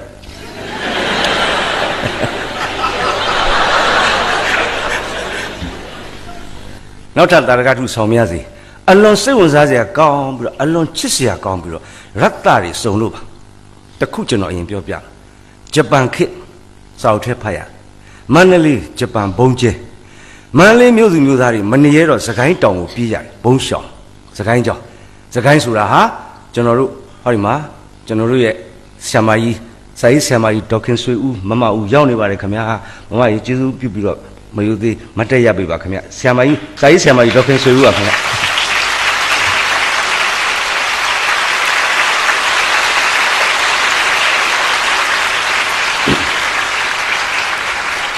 Samaya di matu temi mabelene tu temi chitu no Dr. Mamonsolu midazu di mashi bare samaya di ma yaw nira sam ho 5 lalလောက်ရှိပြီဟလားဘယ်လောက်ကြာလဲ2လလောက်ရှိပြီဟုတ်ကဲ့ခင်ဗျဟလားအသားလေးဒိုင်ရှိုးနာခင်ဗျအခုကျွန်တော်ဖော်ကောင်လုပ်လိုက်ပါပြီနော်samaya ဒေါခင်ဆွေဦးရဲ့ဇာတိဒေတာစကိုင်းအဲ့ဒီစကိုင်းကိုအလုံးသိပါတယ်နော်ဆရာကြီးမဟာဆွေရဲ့သမီးဆရာမကြီးဒေါခင်ဆွေဦးအလွန်ပြောင်မြောက်သောဝန်တာနုရခိတတရားများအမျိုးသမီးများရဲ့အာမများနှိုးဆော်ပေးတဲ့လှုပ်ဆော်ပေးတဲ့အမှုပညာမြောက်သောဝတ္ထုများကိုရေးထားတဲ့ဆရာမကြီးဖြစ်ပါတယ်။နောက်မှထမင်းစားဖိတ်မယ်လို့ပြောပါတယ်။အဲ့လိုနဲ့စကိုင်းကြောင်ကိုပြေးလာရင်းနဲ့စကိုင်းကိုပြေးလိုက်ထဲမှာစစ်ပြေးတွေမန္တလေးကစစ်ပြေးထဲမှာဘယ်သူပါလဲဆိုတော့မန္တလေးကတချင်းရဲ့ဆရာတင်းဆိုလူတယောက်ပါတယ်။ तू ကသူ့နှမတွေစကိုင်းကိုပြေးတယ်ဆိုတာသတင်းကြားလို့လားရှာအဲ့လိုနဲ့ तू စကိုင်းရောက်လာတညနေသားညနေပဲရေချိုးစိတ် तू ဆင်းလာတယ်စွတ်ကြဲလေးနဲ့တပည့်ပိုင်းလေးရေချိုးမယ် sorry စကိုင်းညနေလေးတော့တိတ်လှဒိုင်ပင်ထိုးတဲ့သူနဲ့ဟိုလျှော်တဲ့သူနဲ့ရေချိုးနဲ့ရေကူးနာကလေးတွေရောမိန်းကလေးတွေရောကာလာသားတွေရောတာယာလှပါတယ်အဲ့ဒီစကိုင်းညနေခင်းလေးကြည်ပြီးတော့ဆရာတင်ကစိတ်ကူးလေးရင်အနုပညာတချင်းဆရာခံစားနေချိန်မှာသူ့စိတ်ကူးရင်ခံစားမှုရုပ်တရက်ချက်ချင်းပြိုပြက်သွားတယ်သူတွေမဟုတ်တလောကလုံးပြက်သွားတယ်ဘာကြောင့်လဲဟောနဲ့မြစ်အောက်ဒေသနေအကြီးဒေသနေပြီးတော့ဘုံကျဲလေမြန်ကြီးတွေမြစ်ကြောင်းတိုင်းတက်လာပြီးတော့ဆက်တနတ်တွေပြီးဘုံတွေကျဲချကဲပါယူပါတရားတွေးတန်ရေအတုံးလိုက်တက်လိုက်ပေါ့ဗျာနော်ကျွန်တော်တငယ်ချင်းကြပြဆရာတယောက်ကတော့နှစ်ကြောင်းကြပြဖွဲ့ထားတာရှိတယ်သိကောင်းတာဒုံတက်တုံလုံးပက်လက်ကြပြကောင်းစဉ်ကစစ်တယ်ပြီးရော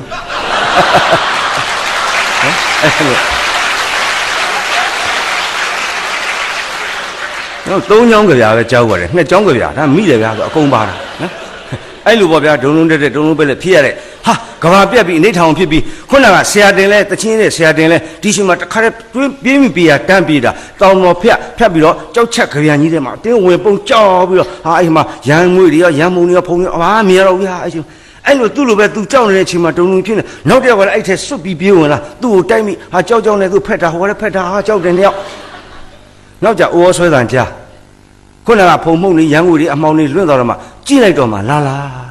သူဖက်ထားတာကအလွန်ချောမောလှပတဲ့ကောင်မလေးတယောက်လာပြီဇလားကောင်မလေးကလည်းသူကြောက်နဲ့ဖက်လိုက်တာယောက်ျားကြီးတယောက်ပါလားသူ့ကိုလည်းပြန်ဖက်ထားတာတင်းတင်းကြပ်ကြပ်ဖက်ထားတာနော်ယောက်ျားကြီးတယောက်အဲ့ဒါလည်းသိလိုက်ဟာကောင်မလေးကစဉ်းစားကြည့်ပါဗျာနော်ဘယ်လိုဖြစ်သွားမလဲမိန်းကလေးသာဆိုရင်အာနာတယ်ကြောက်တယ်တအားရှက်သွားတယ်ဒါပေမဲ့နည်းနည်းလေးငွေ့ကိုလေးကျေးဇူးတင်တယ်ဘာလို့ဆိုဖက်ထားတော့နည်းနည်းအကြောက်ပြီနော်ကြောက်ပြီဆိုနီးရကောက်ဖက်တော့ရနော်စောတော့ဘာမှမသိဘူးပေါ့ဗျာအခုမှတအားရှက်သွားပြီးတော့ဟင်းဆိုပြီးတော့ခြာနဲ့လွှဲပြီးထွက်ပြေးသွားတယ်တချင်းဆရာကြီးကဒီတိုင်းကြံခဲ့တာပေါ့လေနော်ဘယ်သူမှလည်းမသိဘူးလှလိုက်တာကြည့်သွားတဲ့မျက်လုံးလေးဝက်ပြီးတော့တစ်ချက်ဝင့်ပြီးကြည့်လိုက်တဲ့မျက်လုံးလေးထဲမှာလဲ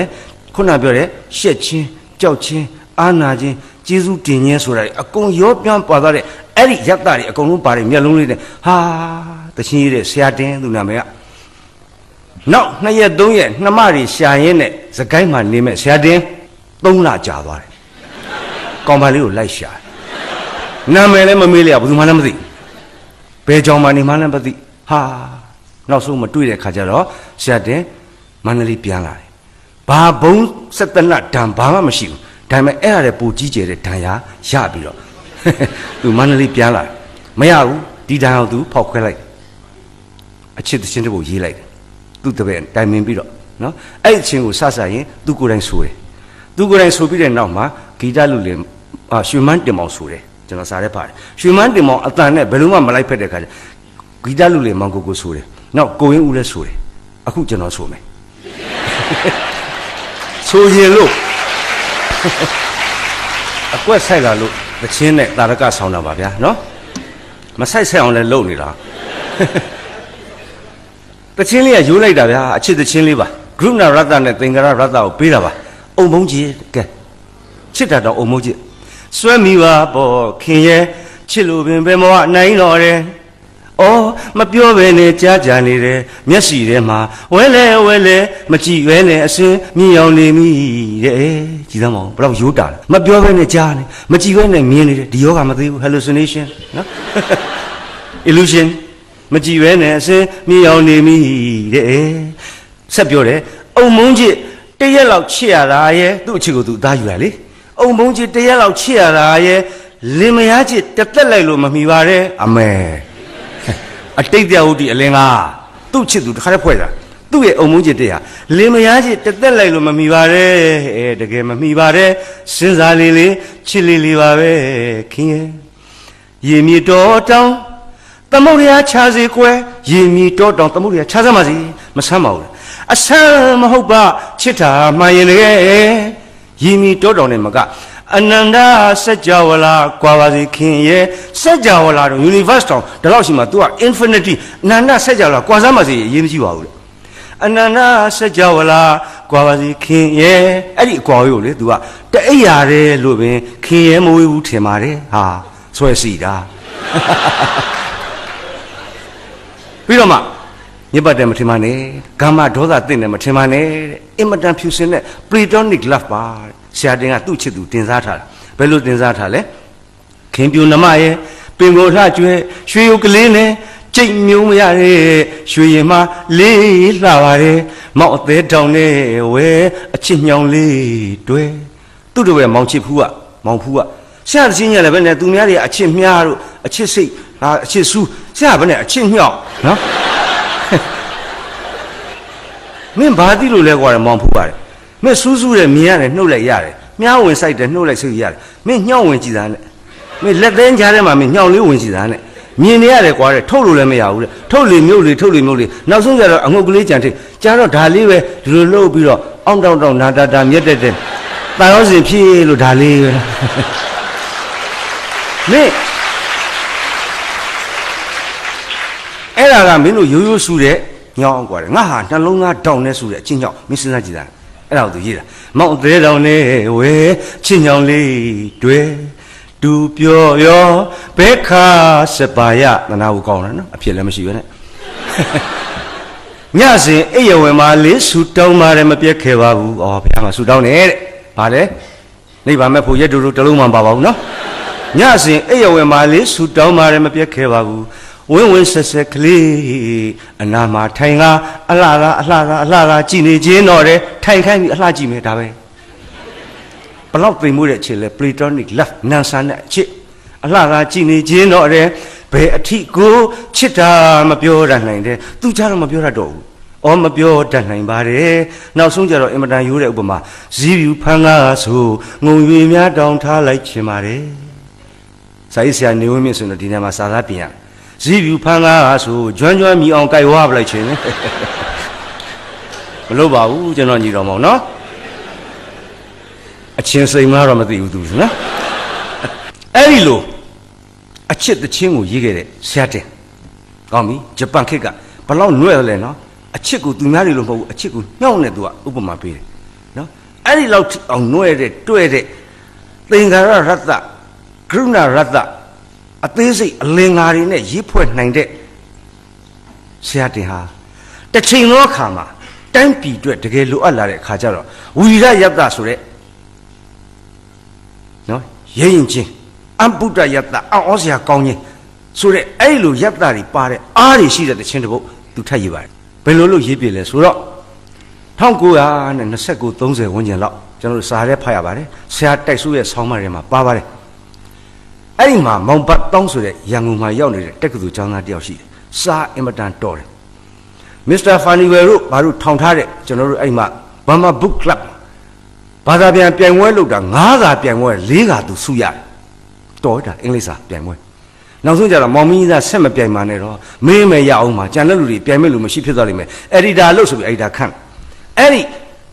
ကဏ္ဍလောကမဂ္ဂဇင်းအက်ဒီတာလုပ်ရင်းနဲ့မောင်ပတ်တောင်းကမျက်စိတွေပိုပွင့်လာပြီးတော့ထိုချိန်မှာနိုင်ငံရေးအခွန်နဲ့တက်လာပြီနယ်ချက်ဆန့်ကြီးအမျိုးသားလွတ်မြောက်ရေးဒါတွေကတက္ကသိုလ်ကျောင်းသားလေးမောင်ပတ်တောင်းစီရောက်လာတဲ့ခါမှာကြည့်လိုက်တဲ့ခါမှာမောင်ပတ်တော့ဟာတွေ့လိုက်ပြီဘယ်နဲ့မျက်နှာဖြူတွေအင်္ဂလိပ်တွေကိုလိုနီနယ်ချက်တွေငါတို့တခင်ဆိုပြီးတော့ငါတို့ကကျွန်ဆိုပြီးငါတို့ကဖျားထူးကြတယ်ကြည်စမ်းမအောင်မှားနေတယ်သူတို့ကိုသူတို့တခင်ငါတို့ကကျွန်ဟာမဟုတ်ဘူးဒါပြောမှန်ဖြစ်နေတယ်သူတို့ကငါတို့ကိုလာအုပ်ချုပ်တယ်သူတို့အုပ်ချုပ်နိုင်မှုအတွက်သူတို့လမ်းကားတွေငါတို့စီကနေအခွန်တွေယူထားတာအဲ့တော့ပတ်စံပေးတဲ့ကောင်ကတခင်ယူတဲ့ကောင်ကကျွန်ဟောမတော့အဲ့လိုလုပ်ပြီးတော့တလျှောက်လုံးသခင်ဟာလာသခင်ကျွန်တော်မျိုးဖြစ်နေတဲ့ဟာကိုမောင်ပါတော့ချက်ချင်းပြောင်းပြီးတော့သူ့ကိုယ်သူသခင်ပတ်တောင်းနာမည်မှတ်ပလိုက်တယ်။နောက်သူနဲ့နိစက်တဲ့အဲ့ချင်းတော့တက်ကတူကျောင်းသားများဖြစ်ကြတဲ့ထိုချင်းကကိုအောင်ဆန်းသခင်အောင်ဆန်းဖြစ်တယ်။ကိုနုသခင်နုဖြစ်တယ်။ဟာလာခုနကကိုလှမောသခင်လှမောဖြစ်တယ်။ကိုသိန်းထွန်းသခင်သိန်းထွန်းဖြစ်တယ်။စသည်အပြင်သခင်တက်ကတူကျောင်းသား20ဝန်းကျင်လေးတွေပေါင်းပြီးတော့ကဲသခင်မတွေလည်းဖြစ်ကုန်ကြပြီ။သခင်မရုပ်တဲ့လူကြီးတွေဘာမှမသိတွေ့လိုက်ပြီဆိုရင်တခင်ပြောလိုက်တို့ဗမာဟာဘာပါလဲကိုလည်းမခေါ်ဦးလည်းမခေါ်နော်ရေးတော်ဘုံအောင်ရမည်ဟာဘာရေးတော်ဘုံလို့နော်နောက်ကြတော့တခင်ဒီစုပေါင်းဖွဲ့စည်းလိုက်တဲ့တို့ဗမာအစည်းအဝေးကအားကောင်းလာတယ်တက်ကတူမှာအပြင်ကိုတရားပွဲတွေပါလိုက်ရတယ်အဲ့ဒီတရားပွဲလိုက်တဲ့အခါမှာနိုင်ငံရေးတရားပွဲမှာပို့ပြီးတော့ထိရောက်အောင်ဆိုပြီးတော့အမှုပညာအကူအညီလိုပါတယ်ယတ္တအကူအညီလိုပါတယ်ဆိုပြီးတော့မောင်ပါတောင်းကမန္တလေးမှာ BDN အကြောင်းသူနဲ့တက်ဖို့တက်ဖက်ဖြစ်တဲ့ခုနကတချင်းရေးတဲ့ဆရာတင်လှမ်းခေါ်လိုက်ဆရာတင်ရန်ကုန်ရောက်လာတယ်လုံးအနေနဲ့ခင်ဗျားဆရာတင်မလုံးနဲ့ခင်ဗျားသခင်တင်ဟုတ်ပြီဘာသခင်တင်လဲ YMB သခင်တင် Young Man Buddhist သခင်တင်ဗုဒ္ဓကလျာဏယူဝသခင်တင်ဟုတ်ပြီအဲ့တော့ကျုပ်ကသခင်တင်ဖြစ်ပြီးဘာလို့ရမှာတော့သခင်ပါတော့ဟိုပါလေနော်ကျုပ်ရဲ့သခင်လှဘော်ရဲ့သခင်သိမ်းမောင်ရဲ့သခင်နုတို့သခင်အောင်ဆန်းတို့ပေါင်းပြီးတော့ကျုပ်တို့ကြံထားတဲ့စာသားရှိတယ်တို့ဗမာစီကိုနယ်လှည့်တရားဝဲမှာအဲ့လိုတချင်းမျိုးဆိုလိုက်ရင်ပိုကောင်းပါပဲအဲ့တော့ခင်ဗျာကျုပ်အဲ့စာသားလေးဟိုင်းမှာတွေ့လားဘာသာတော့တန်းတော့မထက်တာဘူးကျုပ်နည်းနည်းပါးပါးစာသားပြင်လို့ရမလားရတယ်ကြိုက်သလိုပြင်ဖြစ်အောင်တော့လုပ်ပေးခင်ဗျာရေးနေတဲ့ခုနဘာအချင်းညှောက်လို့ဘာလို့မလို့ချင်ဘူးနော်ရတယ်ခင်ဘာတော့သခင်တင်မှာအဲ့ဒီမှာ1930ခုနှစ်မှာသခင်တင်ရေးလိုက်တဲ့ဒုဗမာအစည်းအဝေးတချင်းကိုဇူလိုင်လ19ရက်နေ့မှာတက္ကသိုလ်တကောင်းကျောင်းဆောင်မှာသူတို့စဆိုတယ်တိတ်ကောင်းတာပဲအဲ့ဒီဟာလည်းပြီးလေရောသခင်ဒုဗမာအစည်းအဝေးနေပိုများလာတယ်တက္ကသိုလ်ကျောင်းသားတွေကနောက်တစ်နေ့ဇူလိုင်20ကျတော့ရွှေရုံဖျားယာဟုတောက်မှာသခင်တင်ကိုယ်တိုင်ဆိုတယ်နောက်ကသခင်မတွေအယောက်20လောက်ကနောက်ကတန်ပြိုင်ပိုက်တွေလိုက်ပေးတယ်အဲ့တချင်းအုံဘုံကြီးရေးခဲ့တဲ့ YMB သခင်တင်ရဲ့ဒုဗမာအစည်းအဝေးတချင်းလေးကျွန်တော်နည်းနည်းတော့ခက်တယ်ဗျညှိပြပါမယ်တကောင်းအပိယာစာဒါခြေစင်းပေါ့ဗျ intro ပေါ့တကောင်းအပိယာစာတို့ဗမာသာဂီမျိုးဟာမို့မညှို့ကုန်တေစာဟာတကောင်းအပိယာစာသာဂီမျိုးဟုတ်တယ်ရိုးရနဲ့ကလားကိုသာတိုက်ခိုက်ခါအောင်ခဲ့တာတို့ဗမာဟုတ်တယ်လေအလောင်းမင်းတွေကဘင်းအောင်လက်ထက်ကမြန်မာပြည်မျိုးကြည့်ပါလားဟာအဲ့နေတာပဲတခါတော့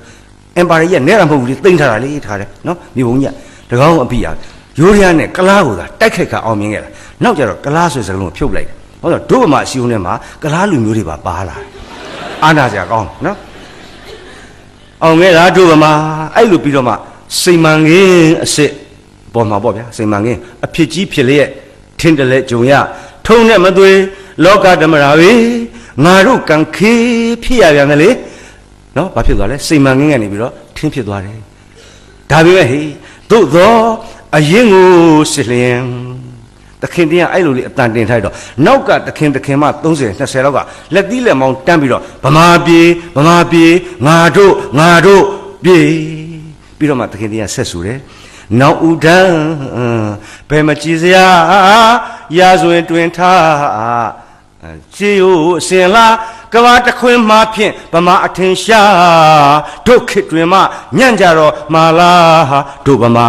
မာမဟုတ်လေသလားပရိသတ်ကိုပြမိတယ်ပရိသတ်လည်းဘယ်ခံရင်မလဲဗျဒုက္ခတွင်မှအညံ့မခံနိုင်ဘူးဟဲ့အလိုလိုပါလာတာအဲ့လိုနဲ့ဒီသင်းကဆက်လိုက်တာနောက်ဘယ်ဘက်ကိုရောက်သွားလဲဆိုတော့ကျွန်တော်ကြော်ချလိုက်ပါမယ်အမျိုးသားရေမို့ကျူပန်းကြပါဒုဗမာအော်မျိုးသားရေမို့ကျူပန်းကြပါဒုဗမာ ရှေ့ကနေဝန်းထွက်သည့်ဗမာပါဒုက္ခိကိုတော့ရောက်ရမည်မှာမလွဲပါဒိုဗမာအဲ့ဒါကြောင့်ဝိုင်းအောင်ကြတာပေါ့ဗျာဗမာပြည်တဝှမ်းအကုန်ကိုအိမ်မှတ်ပါကိုရာမှတ်ပါအဲ့ဒါဒိုဗမာကျွန်တော်ဆိုရင်ဗမာပြည်ထဲမှာစင်ကာပူတောင်မှကိုအိမ်မှတ်ပါကိုရာမှတ်ပါဒိုဗမာစိတ်ဓာတ်ပြင်းနေလိုက်စားဗမာပြည်ထွန်းကုန်ကိုအိမ်မှတ်ပါကိုရာမှတ်ပါအဲ့ဒါဒိုဗမာတဲ့ဆိုအားလုံးညီညာဖြပြသခင်တွေသခင်မတက္ကသိုလ်ကျောင်းသူလေးတွေအသက်20ကျောင်းသားတွေဝန်းကျင်လေးတွေဘာဆိုကြလဲကဘာမကြီးဗမာပြည်ဓာတို့ပြည်ဓာတို့မြေဓာငါတို့ပြည်ဓာတို့ပြည်ဓာတို့မြေဓာငါတို့ပြည်ဓာတို့ပြည်ဓာတို့မြေဓာငါတို့ပြည်ဒိုဗမာဝိုင်းအောင်ကြဟာပြိဿကနားထောင်ရင်နဲ့ဟာကောင်းလိုက်လားကွာတခါမှမကြောက်ဘူးဟာလားပြီးတော့ဓာတို့ပြည်ဓာတို့မြေဓာငါတို့ပြည်ဓာတို့ပြည် repeat လို့တော့တိုင်ပင်ကလည်းအတွက်ဆိုတော့ရလွယ်တာအဲ့ဒီမှာ light order ချက်ချင်းကိုထပြီးတော့ကြက်သီးမုံချင်းထပြီးတော့ဖနှောင်ကြောတွေတင်းပြီးတော့အပေါ်ပြီးလူဖြစ်လာတာဟုတ်ပိတ်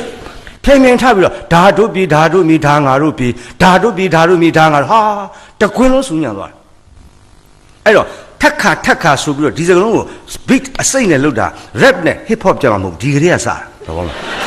ပြောရရင်နော်ကျွန်တော်လည်းကြိုက်ပါတယ်ခလေးတွေ rap ဖြစ်ပေါ့နော်ဒါပေမဲ့သူတို့ချင်းတွေကျွန်တော်လိုက်ဆိုကြည့်ဖို့ကြိုးစားတယ်မလွယ်ဘူးပြမရဘူးကျွန်တော်ပါမီမပါအောင်နော်အရွယ်လည်းခွင့်ပြုတော့မလို့တူပါရဲ့နော်တိတ်လို့လိုက်လို့အမိုက်စော်ကားတဲ့မင်းကိုဇွဲလွဲနဲ့ယူလို့မိုက်လို့ချစ်စောင့်လို့ဆိုပါမသိပါဟုတ်လားမသိပါဟာလေညလုံးမဖုံးနေဆက်လဲငါမှငုတ်တို့စောင့်လို့ကောက်လို့သိညာနေကတော်တော့ပါပြီလို့ပြောနေပြီပေါ်ဝင်းရင်တွေးရထဲမှာငါမှက်လက်ပါငါပေါ်ဝင်းရင်တွေးရထဲမှာငါမှောက်ရပက်လက်မျောကုန်ပြီရှစ်ဆက်မရတော့တော်တော်ကောင်းတယ်ကျွန်တော်ကြိုးစားသေးတယ်အဲ့ဒီချင်းနေနော်အိုးလှုပ်ပေါအောင်လောက်ထိတော့မဆိုရဲတော့ထားရတော့ဗျာနော်အဲ့တော့ဂီတရဲ့သဘောကဒါဗျသူကစကလုံးကိုထက်ခါရှင်းလေးစကလုံး beach ကလည်းအဲ့လိုခက်မြတ်ဒီလိုတိုင်ပင်ထဲမှာအဲ့လိုဆိုရင်ပြိဿစီကိုရောက်လွယ်ပြိဿအဲ့တော့တိတ်ဆွဲတာလိုက်ကိုဆိုတာသူတို့ပါ participate လုပ်တယ်ဒီသဘောပဲဒါအမှုပညာသဘောကျွန်တော်တို့ဟိုမှာကြည့်လေဟုတ်ခေါင်းထဲပေါ်လာလို့ကျွန်တော်နည်းနည်းဆိုပြလိုက်အောင်နော်အကွက်ဆက်အောင်လုပ်တယ်မဟုတ်ပါဘူးဒါတော့တကယ်ကိုမတော်တဆစိုက်သွားတာပါကျွန်တော်တို့ပွဲဥညဇက်တွေကကြတယ်နော်ရုပ်သေးကြည့်ပြီးတဲ့နောက်ဇက်ဆက်ကြည့်လိုက်ပါဦးလို့နော်ခုနကတော့ရုပ်သေးကြည့်ပြီးပြီနော်သုံးညကပထမညမှာနတ်ကတော်ထွက်တယ်ကတော်ဝဲနဲ့ရှမ်ပန်းနီနဲ့ဟာအကောင်းဆုံးပညာရှင်ပညာသည်မိမကြီးထွက်လာနတ်ကတော်ကြီးတခါတည်းဆိုင်းတဲ့သူနဲ့အပေးယူလုပ်တယ်ဒီဘက်မှာဆိုင်းဒီမှာနတ်ကတော်တခါတည်းကာလီကြီးပွင့်လာပြီဆိုကြပါစို့ဗျာနော်ပွင့်လာပြီအဲ့မှာ तू က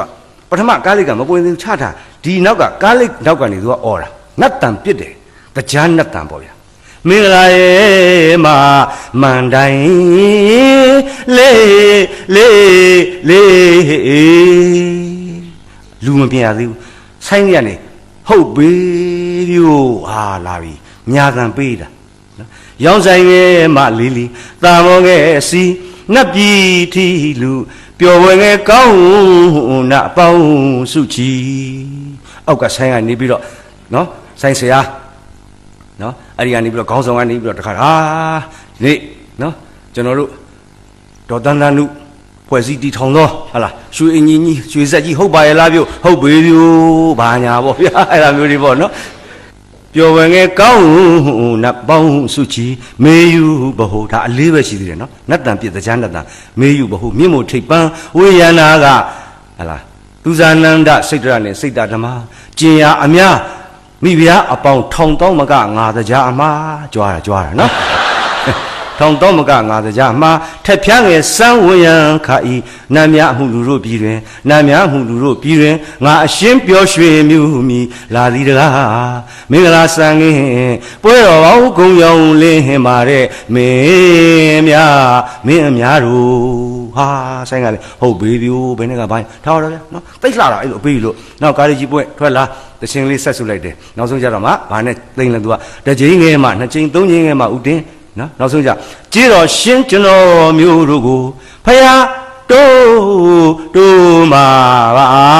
ကျတော့မှဆိုင်းကတောလိုက်ရောဒူနဲ့တဲနဲ့ဘာညာအဲ့ကြမှာနတ်ကလေးရတချင်းကောက်ဆိုရောအတူလေးရတဲ့ရှင်ငါပြိုင်အတူလေးရတဲ့ရှင်ငါပြိုင်ပန်းမွေရာရွှေကော်တော့ရော့နော်လို့ထိုင်အဲ့ဒါကိုဆိုင်းကတီးတယ်တီးပိုက်ကြတော့မှဒီဘက်ကကောင်မလေး ရှေ့ရောက်ဒီဘက်ကကောင်မလေးရှေ့ရောက်သူတို့ကြတော့အပြူတော်ဖြစ်သွားပြီနတ်ကတော်မဟုတ်တော့ကကြတယ်ဟာပြူတိုင်းကြိုက်ပါတယ်နှင်းစီကိုင်းနှင်းစီကိုင်းပြူတိုင်းကြိုက်ပါတယ်နှင်းစီကိုင်းနှင်းစီကိုင်းကွင်းလုံးပိုင်တဲ့ကျောင်းတော်သားဟာဘယ်နဲ့ကဘာညာချစ်လို့ရတဲ့ခင်မာတယ်လေမင်းရှာရော့သလားကြိုက်လို့ရတဲ့ခင်မာတယ်လေမင်းရှာရော့သလားကိုကြီးကြော့ရေးပြူပြူပြူမောင်ကြီးကြော့ရေးဗျာဗျာဗျာဤစဘူးမပြိုင်မယ်ရှာမိုးရနာသားကျွန်တော်တို့ရဲ့ဇတ်တပင်ပွဲဥညကအင်မတန်ကြီးမားတဲ့အစင်လားအင်မတန်ကောင်းတဲ့အတန်တွေစကလုံးတွေတန်တေးသွားတွေမလီနဲ့ဖွဲ့ထားတဲ့သချင်းမှာနောက်ဆုံးပိုက်ကြတော့ညက်နေစီရလေးဒူးညီကြော့စံကိုကြီးကြော့ပလီလွန်းနဲ့ဆေးစိုက်တဲ့ကျွန်းဟာဆိုင်ကတီးပြီးအဲ့ဒါလေးကိုကောင်မလေးတွေပြန်ကပြီးလက်ကလေးတွေလို့တွေ့ဦးမှာပေါ့ဆိုကကြီးတီးပါညာပါညာမှာကိုယ်တိုင်လည်းကရက်တဲ့သမီးတို့ရှိမှာပါကြံတို့ပါကြကမှာပါသိပါတယ်နော်နေမှာလည်းဟုတ်ပါဘူးနော်ဟာကရင်နဲ့ညက်နေဟာကင်ဟုတ်ပြီအဲ့ဒီပိုက်လည်းပြီးသွားရောဘာလို့လဲဆိုတော့ပြိုတော်ကြီးကဆိုင်ကလည်းတခါ desktop ရချိုက်တယ် sports ငြိမ်သွားတယ်ပြိတ္တကယုံနေမှာဘာလို့မှာလဲဟာဖြည်းဖြည်းလေးတိုင်မရလာရွှေပြုံးကိုသွားမယ်လို့နှက်ခါရဲ့သုံးနောင်ပြောင်းလောက်အောင်သွေးဆိုင်ကဝိုင်းအောင်ကြလားကြောက်ပြင်းကြီးရဲ့နဲ့မှန်ပြီးကိုယူခဲ့ပါညိုနှွဲ့ရဲ့လေရွှေပြုံးကိုသွားမယ်လို့နှက်ခါတဲ့သုံးတောင်ပြောင်းလောက်အောင်သွေးကြောက်ပြင်းကြီးရဲ့နဲ့မှန်ပြီးကိုယူခဲ့ပါညိုနှွဲ့ရဲ့လေရွှေပြုံးကိုသွားတိုင်မြတ်ဖြည်းသွက်လာပြီ rap ဝင်လာပြီဒီမှာနော်ပြောရအဲ့လိုဟာကောင်းလေးဒီလိုကိုင်းရနေမြန်လာတာပေါ့ဗျာနောက်ဆုံးကြတော့မရှက်ဘူးလားမကြောက်ဘူးလားတောက်ခေါင်ကျူးတဲ့မင်းညီနောင်ရွှေပြုံးသူများမောင်ကြောက်တက်ရင်ရှောင်ညတော့ပစိုးစွန်းတောင်ကွက်ပြာသေးဘိုးတော်ကြီးမြေအတိုင်ဖောက်မရှက်ဘူးလားမကြောက်ဘူးလားတောက်ခေါင်ကျူးတဲ့မင်းညီနောင်ရွှေပြုံးသူများမောင်ကြောက်တက်ရင်ရှောင်ညတော့ပစိုးစွန်းတောင်ကွက်ပြာသေးဘိုးတော်ကြီးမြေမရှက်ဘူးလားမကြောက်ဘူးလားတောက်ခေါင်ကျူးတဲ့မင်းညီနောင်ရွှေပြုံးသူများမောင်ကြောက်တက်ရင်ရှောင်ညဟာပါဆိုခံသွားမယ်နော်ဟိုကျွန်တော်ပြောတာမဟုတ်ဘူးနတ်ကတော်ကြီးကပြောတာနော်အဲ့လိုကောင်မလေးလည်းပထမဒီလိုကနေရနေဘူးလားမရှက်ဘူးလားဟာတခါလေလူတွေဖြစ်ပြီးတော့ပလာတာရိုက်ကုန်ရတာပေါ့ဗျာအကတွေအဲ့လိုအမြန်ကအမြန်ဆုံးလည်းပြီးရောဒိုင်းဆိုအုပ်ချလိုက်ပြီးတော့ကျွန်တော်လေးရွှေပြုံးသာကျွန်တော်လေးရွှေပြုံးကျွန်တော်လေးရွှေပြုံး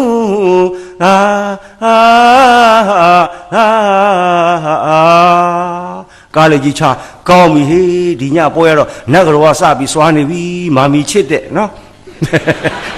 မထူအောင်အောက်ကိုပြောရတာကောင်းပါလေနောက်ဆိုသူကပြောတော့မှာ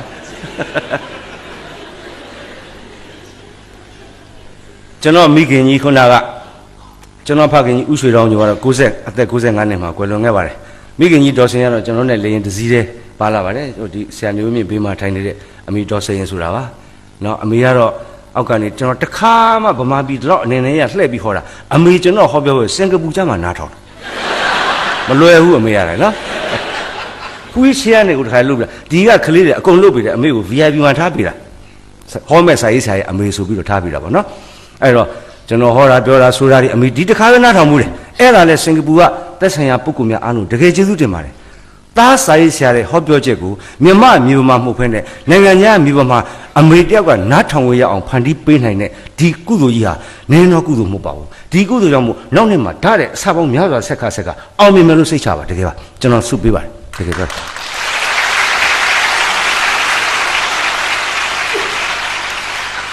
ဆရာကောင်းတော့လက်ခုပ်တီးသဘောတွေဆုပေးတယ်ဆိုတော့เนาะအောင်မြင်မှာပဲပီတိတွေနဲ့ကျွန်တော်ကတော့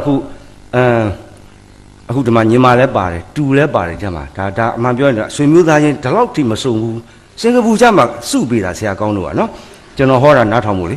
ကျွန်တော်စိတ်ထဲတော့အဲ့ဒီအမေတော့တော်တော်ရှက်နေမှာပဲဒီချိန်အဲ့ဒါပွဲပြီးရင်တိသာထင်ရှားတယ်လေတိသာထင်ရှားတာကအဝတ်စားကြောင်ရုပ်ရည်ပေါ်ကြောင့်မဟုတ်ဘူးဖွီးရှမ်းနဲ့လာတာဟုတ်ဟာဒါချီဦးညုံမေလို့ဆိုအလုံးသိမှာအဲ့သူကွက်ကြီးလှုပ်သွားကြမယ်နဲ့မလှုပ်ကြပါနဲ့ဗျာနော်ရှက်ပါလို့အဲ့ဒီလိုဒုဗမာတချင်းကိုဆိုလိုက်တဲ့ခါမှာဟာကောင်းလိုက်တာဟိုနေလည်းလာဆိုကြပါဒီနယ်လည်းလာဆိုအောင်ကဘာမကြီးဓာတို့မြေတာအဲ့လိုနဲ့တနိုင်ငံလုံးပြန့်သွားပြီးတော့အလိုရသွားတယ်ခိုးကူးကိုလည်းဖတ်တာမဟုတ်တခြားမှာအဲ့တော့ဟောမှာဖြူကျော်သိန်းလို့လည်းမီကရိုဖုန်းလိုက်ထိုးပေးရတာမဟုတ်ဆိုအောင်ရှင်အလိုဆိုတာ ပြီလုံးရဗျာနောက်ဆုံးကြဘယ်လောက်ထိဖြစ်လို့ဆိုတော့ဒီဒုဗမာတချင်းဟာဒုဗမာတချင်းဆိုတဲ့နာမည်ပြီးမှနောက်ထပ်နာမည်ထုတ်ထားရတယ်အင်္ဂလိပ်မောင်ကမဝါဟာကမဝါဖတ်လိုက်ရင်မကောင်းဆိုးရတွေလွတ်ထရလို့ဒီတချင်းဆိုလိုက်ရင်အင်္ဂလိပ်တွေနေစရာမရှိတော့ထိုစဉ်ကအုပ်ချုပ်သူတွေအလိုတော်ကြီးအဲ့လိုနဲ့တခါတည်းကြီးကျယ်လိုက်တာကဲအဲ့လိုနဲ့ဆိုကြပါစို့1900ဘယ်နှခု49ခုနှစ်နော်တိုင်းပြည်ပြည်လွတ်တော်ဖွဲ့စည်းအုပ်ချုပ်ဖို့ဟာလာအခြေခံဥပဒေရေးတချင်းရှိရမယ်အလံရှိရမယ်ကောင်းပြီကဲအလံတော့ဒါဟိတ်နောက်နှစ်48ခုနှစ်လွတ်လပ်ရေးကျင်ညာစာထုတ်တတ်မယ်ကဲတို့တချင်းဘာတချင်းလုပ်ကြမလဲဘာမှထွေထူးလုံးမနေနဲ့တပီလုံးအလွတ်ရပြီးသားနားဆွဲပြီးသားဒီတချင်းကိုပင်လေလိုအပ်တယ်လို့စာသားလေးပြောင်းပြီးတော့တို့ရဲ့အမျိုးသားတချင်းနိုင်ငံတော်တချင်းလုပ်လိုက်ကြစို့ဒါပြင်အပေါ်ပိုက်တယ်မလို့တော့ဘူးဟုတ်ပြီဘယ်ကနေစယူမလဲမြို့သားတချင်းနိုင်ငံတော်ချင်းဆိုတာဘယ်နှမိနစ်အတွင်းမှာ6မိနစ်ဆိုလားအဲ့အတွင်းမှာပြီးရမယ်ဆိုတော့ကန့်သက်ချက်လည်းရှိတယ်ဗျနော်အဲ့တော့ကဲလောက်ကြစို့ဆိုပြီးနောက်ဆုံးဘယ်လိုဖြစ်သွားလဲဒီနေ့အခုကျွန်တော်တို့ကြားရတယ်နော်မူလတော့ကအမျိုးသားရေးမှုကျူးပန်းကြပါတို့ဗမာဒီနေ့ကြတော့တရားမြတ်တာလွတ်လပ်ခြင်းတယ်မသူတို့ပြီးအလိုက်ကတူတူပဲဒီမလိုဒီပဲစာသားလေးနဲ့ပြောင်းထားတာအဲ့လိုပြောလို့တို့ကျွန်တော်တို့နော်တို့မှချင်းတဲ့မျိုးသားချင်းဟာကော်ပီလို့မပြောပါနဲ့နော်နော်တမီတွေကဖွာတဲ့အမွှာသားညှောက်လို့ပြောပါနော်အမျိုးသားရေးမှုကျူးပန်းကြပါတို့ဗမာဒီဘက်ကျတော့တရားမြတ်တာလွတ်လပ်ခြင်းနဲ့မသူတို့ပြီးဟိုကအရှိကနေဝန်းထွက်ပြီးဗမာပါဒုက္ခကိုတော့ရောက်ရမီမမလွဲပါအခုကျတော့မျိုးသားချင်းကမြတ်လူခသိငိမ့်ညာစီကိုခွင့်တူညီမြဝါဒဖြူစင်တဲ့ပြည်တို့မြေယခင်ကမြန်မာပြည်တဝန်းအကုန်ကိုအိမ်မှတ်ပါကိုရမှတ်ပါအဲ့ဒါတို့ဗမာအခုကျတော့ပြည်တော်စုအမွေးမြဲဒီတန်းစီဒိဋ္ဌံပြုမလေးထိမ့်သိဆိုလေယခင်ကဘာမချေဗမာပြည်ဓာတုပြည်ဓာတုမြေဟာအခုကျတော့ပြည်တော်စုကိုအသက်ပေးလို့အလုံးသိတဲ့အတိုင်းနော်ဒီစင်းစာကအလုံးရပါအဲ့တော့နိုင်ငံတော်တချင်းအမျိုးသားတချင်းဖြစ်လာစေမဲ့ဒုဗမာအစည်းအရုံးတချင်းဖြစ်ပါတယ်အဲ့ဒီဒုဗမာအစည်းအရုံးတချင်းကိုဒီလိုရေးတာလဲဂျပန်ခေတ်တုန်းကအချစ်ညှောက်တွေ့ခဲ့တဲ့ပုဂ္ဂိုလ်ဖြစ်ပါတယ်အနုပညာဆိုတာဒါပါပဲအနုပညာသမားဆိုတာလိုအပ်ရင်အမျိုးဘာသာသာသနာ requirement တောင်းဆိုမှုရှိရင်ရှိသလိုသူတို့ဟာနှလုံးသားတွေကအုံနောက်တွေကမွေးထုတ်ပေးကြတယ်ဆိုတဲ့သာရကတစ်ခုကိုကျွန်တော်တင်ပြခြင်းဖြစ်ပါတယ်ဒီချီတော့လည်းအေးနေပြီလက်စစ် electric power အပြည့်ကြီးနဲ့ဒီလောက်ဒီလေအေးစကြီးလွှတ်ထားတာခံမခံစားဘူးလို့ဆိုတာ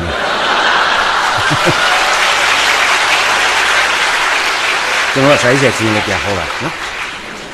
ဆရာဦးအောင်သိန်းဆိုရင်ပို့ပြီးတော့ဟောဖြစ်ပါတယ်သူ့အိမ်သွားတော့သူ့မတွေ့တော့ဆရာမကြီးကိုမေးတယ်ဆရာဦးအောင်သိန်းဘယ်မှာလဲ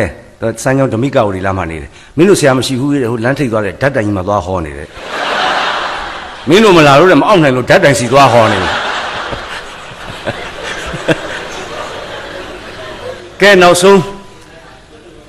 ကျွန်တော်အဲ့လူတွေပြောဆိုပြီးတဲ့နောက်ပြီးတော့တုတ်တန်ဒေသနာတွေကတခုကောက်နှုတ်ပြီးတော့ပြောပြရစီဗျာအမှားရွေးပိုင်းတက်ပြီးပါဗျာဖြည့်ဆွဲနှုတ်ပြီးတော့နားထောင်ပြီးပါဗျာကျွန်တော်တို့ဒီနေ့ခုနကဆရာမမတ်ကျူးလည်းပြောတယ်ဆရာနေဦးမြင့်လည်းပြောသွားတယ်ကျွန်တော်တို့ပြောတာလေဟာကျွန်တော်တို့ကအရှင်ခွဲပါနော်ဒါပေမဲ့အသွေးတူတယ်ကျွန်တော်တို့ vision တွေအကုန်လုံးတူတူကြီးတယ်ပဲတိုင်းပြည်လူမျိုးလူတွေအတွက်လူငယ်တွေအတွက် for the good future better future brighter future ဒါပဲကျွန်တော်ဥတီပြောနေတာကျွန်တော်တို့ဘာတွေရေးနော်ပူမဲဖြူရှေ့ကျွန်တော်တို့အကုန်လုံးကအတူတူပဲဟောထင်ရှားအောင်လို့တက်တယ်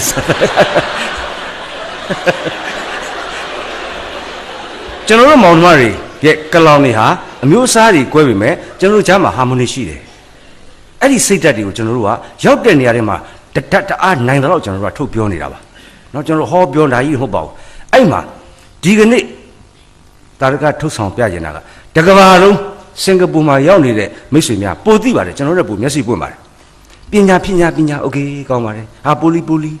နော်ဘာဖြစ်တယ်ညာဖြစ်တယ်ပိုလီမိုနိုပိုလီပညာခက်လို့ကြွေးကြော်ပြီးတော့တကဘာလုံးအရှိန်အဟုန်ပြင်းစွာနဲ့ age of speech ဝုန်းနဲ့လက်နေမှာအကုန်လုံးမမိအောင်လိုက်ကြတဲ့ခါကျတော့အဲ့မှာမခံနိုင်တဲ့သူတွေကဟတ်ထိုးလဲကြမှောက်ရဲ့လဲဟာအဲ့လိုလဲတဲ့ခါမှာဘာဖြစ်ဆိုတော့အိတ်ထဲကတခုခုပြုတ်ကြပြီးဂျိုင်းခဲ့တယ်ဘာလဲဆိုတော့အဲ့ဒါကိုချင်းတရားဘယ်လိုကိုချင်းတရားလဲဘယ်လိုသီလမျိုးလဲကျွန်တော်9ပါး10ပါးဘာညာမပြောပါဘူး10ပါးမပြောပါဘူးနဝင်ကဘာညာပြောသီလကျွန်တော်ကိုယ်တိုင်9ပါးသီလကိုခါဖို့မဆိုးခဲ့သူခဏပြင်ဖို့ပါတယ် နော်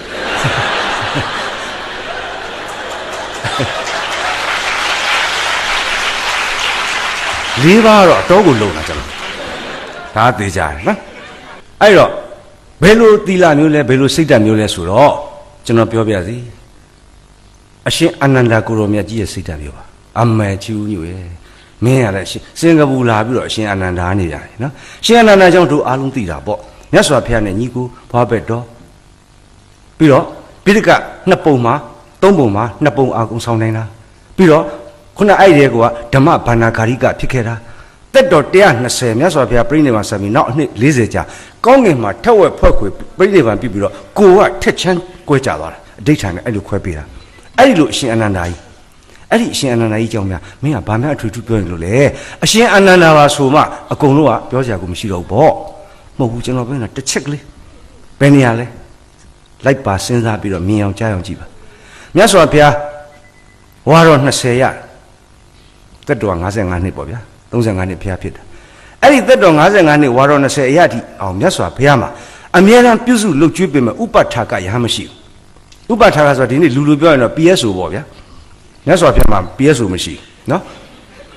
အဲ့လိုမရှိတဲ့ခါကျတော့ကြုံရကြရဟန်းကကြုံရကြတာခုန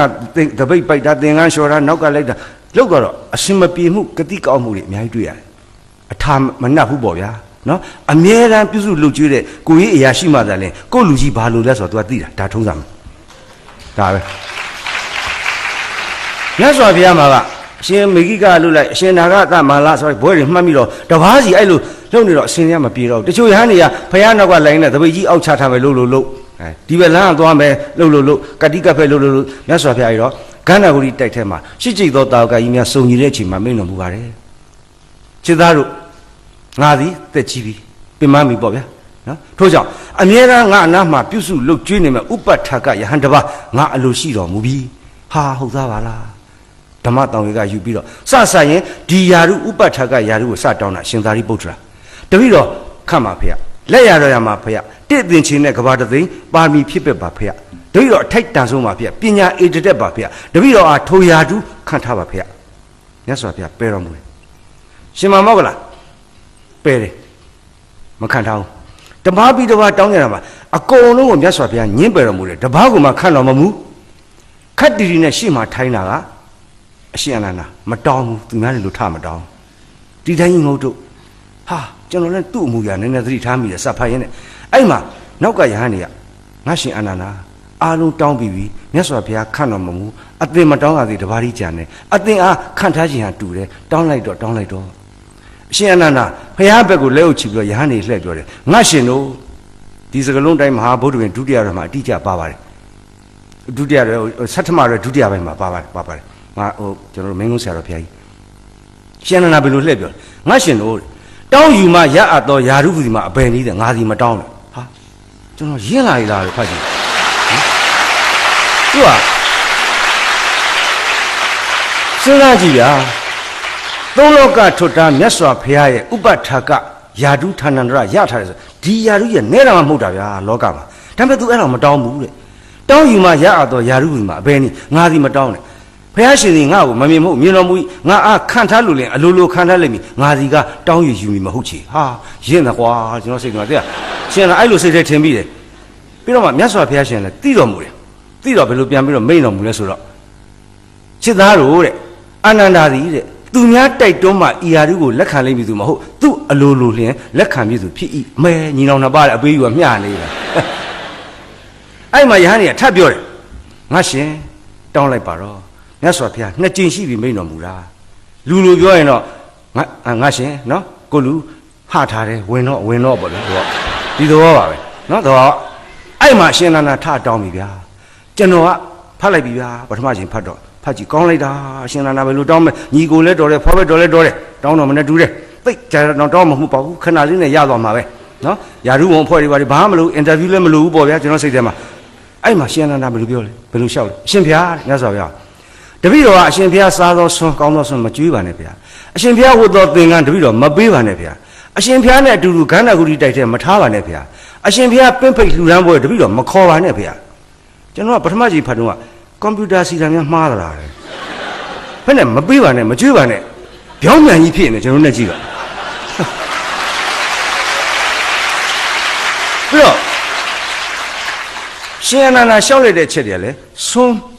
对啊，沙叶、乌叶、泥叶啊，老盖，如嘛一么当叶子的，就弄的地叶给啥，喏，丢，现在呢，没背呢的，哎哪里的，嘿，路一把零包，白土马路就弄对呢，地马安达不出现，我们还多大把利亚一嘞，就弄是倒米包，喏，但人家说别地了没，哎哪里推了，没背吧呢，没背无所谓推了，地下路来看没背啊。哈，这个股表面就弄的，喏，哎呦，没说别地了没，他们阿鲁地了，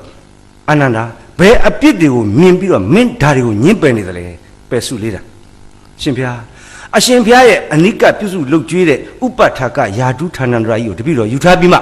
这比如的先别呢，都讲到上面东上，讲到顶下面，都我讲没看到个里在几的，都人东上面，先别别培养闹来。家里面兄弟来可以说，阿们里来啥的着，乌巴查个路的得了吧啦，现在路的他讲我乌巴查个说，培养那个比工地你知道吧啦，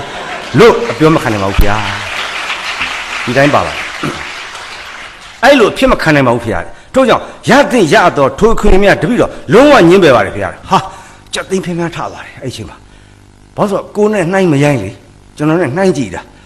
喏，这个不要了吧，讲一年要我烧过，那差阿们里。阿们你先别耶，今牛在讲的，你往秋牛没说要不录片没啊？我也把这瓜，喏，这个不了。今朝说，今朝来阿面面讲了，先别我说你就是没啥毛片，没比如呢阿面面你们真的话，我把三毛写里了，那配备他呢，下个了就那设备到嘛，喏。等下你没比方呢，刚才我里在这专门的话片阿面表在片把里面，比嘛了，皮里差比了，我爱讲的呢，email里呢说出了，你比没拿片，过下呗，你哪看到喽？马林的把地就那是老嘛，倒嘛也得了，现在那一路好，比不了，比了，特别讲的，别树里人比了，看树里吧，先别，对了，别别呀，先别抓别吧别哈，大家都当一遍，阿门呐巴门呐，喏，对了，别别呀，先别抓别吧别，我个拿来先别铺苗路到对面，先别西毛要不参观，对了，别吧别。对了，当年是不是现在看那麻烦嘞？哎，当年先别没效，先别偏比批吧别吃钱的。对了，国家嘛好的对呀，讲标准的，啥时候对了变好吧别哈，阿们那乌鸦大家到哪？到了面面都等的那底下了的，可能比如嘛底下了的哈，人说别，那经变好的底下了。我说后面来好的，现在那来变好的，第二天地上来下变别啦，对吗？明白讲，大家就到那来现在那先别。乌巴查个亚瑞有比嘛，第六六百块嘛嘛是有所谓，等于说安南那里老家的不是六百人来票，先票不是六九十比不，先票呢老家伊呢不是六70边来弄来票，大家我哎六百块呢等于说当年嘛票，哎六个，就是今年比方说，没这些的，现在那把说你嘛，头起嘛现在那多大把没事的，那他那谁讲的，大家个那个，那比如也很难批评，没一讲的，理解嘛，东西讲的。努力是的，培养不了地方比较多我的嘞。这天呢，我是给啥个表弟嘞？到一下表演那边要叫你匹马来模糊喏，这老多也，这老白也。编辑来着，地嘛就能把对来说了。现在那哈，白树里人看树里边的500টাকা也有多嘞。都也等也带的，可以的，慢了苗，公路上那边的。No neglect，别别的，他们。后来这个都authority的把握的600块的，没也要当有的，别把阿里把握阿里多的，但是阿里把握阿里多的，当不了都对土嘛路老家对路的，阿里谁在过就那吃来他，个一面现在那还也还没分的，隔壁路南头的嘛，没那边西面说的，就那阿妈那比啥的，阿里老吃嘛吃不阿妈来先便宜，明明100块的，嘛那边公路上路比了600块的，有阿里600块的。那的authority的叫做老家对先别都那吧啦，你们来的谁猜吧啦？朋友，就那没一来会批评哎，路西苦啊嘞，哎好就那表现批判，第一个呢就那路破西嘛，就那他妈的就那路面嘛路破西的，我就这苦的乖表达不饱，这个话路嘛路那谁的就那他妈的，就那路啊100块的，太贵了些呀，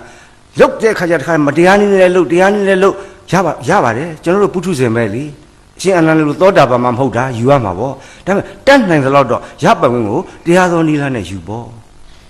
现在那路算了嘛变成无所谓了，变难了，100块了算了别讲，没有不？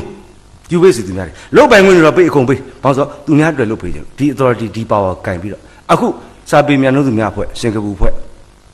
့ဒီယုံကြီးဒီသေးတိုင်းဟာဒီလိုတွေလုံနေအောင်ဒီလိုလက်မှတ်ရောက်နေအောင်ဒီ police permit ဘာညာယူဟာအကုန်ဒီ authority တွေတောင်းယူတာနော်ရအောင်လုပ်ပြတာဒါပေမဲ့အဲ့ဒီ authority တွေကိုဒီအဖွဲ့ကြီးဟာလူကြီးလူငယ်တခုမှကိုကျိုးတွေလုပ်တာမဟုတ်အများအတွက်လုပ်တာအဲ့ဒီစိတ်ဓာတ်ကိုကျွန်တော်ပြောတာကျွန်တော်ချီးကျူးပါတယ်ရှင်အနန္ဒာစိတ်ဓာတ်ကိုကျွန်တော်တွေ့ရပါတယ်လို့ဒါစားကောင်းတောက်ကောင်းပြောတာမဟုတ်တကယ်ပြောတာနော်ကျေးဇူးတင်ပါတယ်တကယ်ပါအဲ့တော့တခုတော့ရှိပါတယ်ဗျာအာချီဦးညိုမင်းကလည်းအဲ့အရှင်အနန္ဒာရဲ့နော်အဲ့ဒီဥပဋ္ဌကယာရုလက်ခံတဲ့ပဲစုလေးတန်ခံစုလေးပါအကြောင်းပြောပြီးတော့ရပိုင်ခွင့်နေဆွန့်လွတ်တယ်ရပိုင်ခွင့်နေဆွန့်လွတ်ဆိုမင်းလည်းအဲ့ဆိုစင်ကာပူလာပြီးတော့ရပိုင်ခွင့်နေဆွန့်လွတ်မှာလားယူမှာနော်ဒီကလက်ဆောင်ပေးတာဘာညာနော်ဒါကျွန်တော်ကဒါပယ်လေးတာမဟုတ်ဘူးဒါကတော့ကျွန်တော်ဒ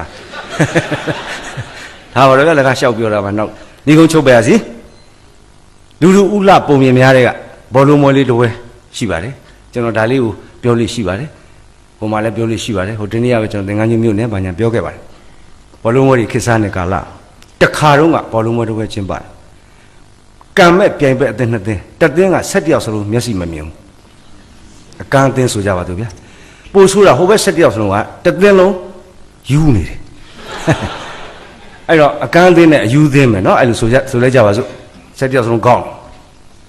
ဘယ်လိုကံမလဲပွဲစားကန်ဒီမှာမျက်မမြင်အသင်းရဲ့ခေါင်းဆောင်ကကို့စကလာပြီးတော့မင်းတို့ကောင်တွေကမျက်စိမမြင်ဘူးအဲ့တော့အမြင်အာရုံချုပ်တယ်ရင်ဒီအကြအာရုံကသိကောင်းလာတယ်မင်းတို့နားနဲ့ကံဘယ်လိုနားနဲ့ကံလဲဆရာမင်းတို့သွင်းမယ်ဂိုးရမှာကခေါင်းလောင်းလေးချိတ်ပေးထားခေါင်းလောင်းကိုလှုပ်ပေးမယ်အတန်ကြားတဲ့စီကိုဘောလုံးပြီးတော့သွင်းရပြီဆရာ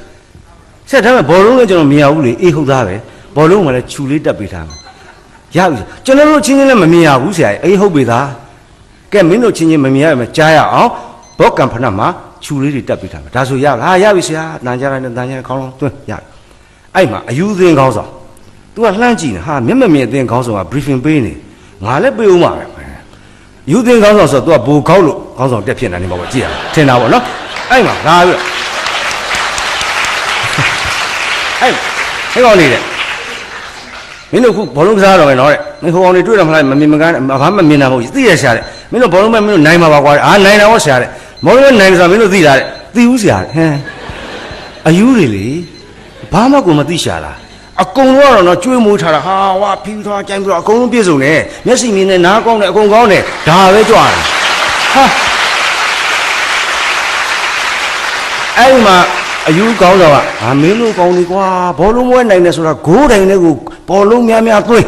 အဲ့ဒါကိုနိုင်တယ်ခေါ်တာနော်ဖြစ်နိုင်မင်း7ယောက်မလားမင်းတို့က7ဘိုးသွင်းတော့ကွာငါကျင်တတ်တယ်မသွင်းနိုင်တော့အဲ့ဒါမင်းတို့အသိပါဟာရမဆရာစိတ်ချဘာမှလည်းမသိဘူးချွေးဆိုခါမှုတ်လိုက်2မိနစ်ပဲကြာတယ်ဘောလုံးကဆက်ကစားလို့မရတော့ပြီးသွားပြီအဖေကထွက်လာပြီ 11Z ဘာမှပြီးမှတော့အဲ့လိုခေါ်တယ်7ကိုကိုမရှိနဲ့ပြီးသွားတယ်မျက်မမြင်သေးကနိုင်သွားတာ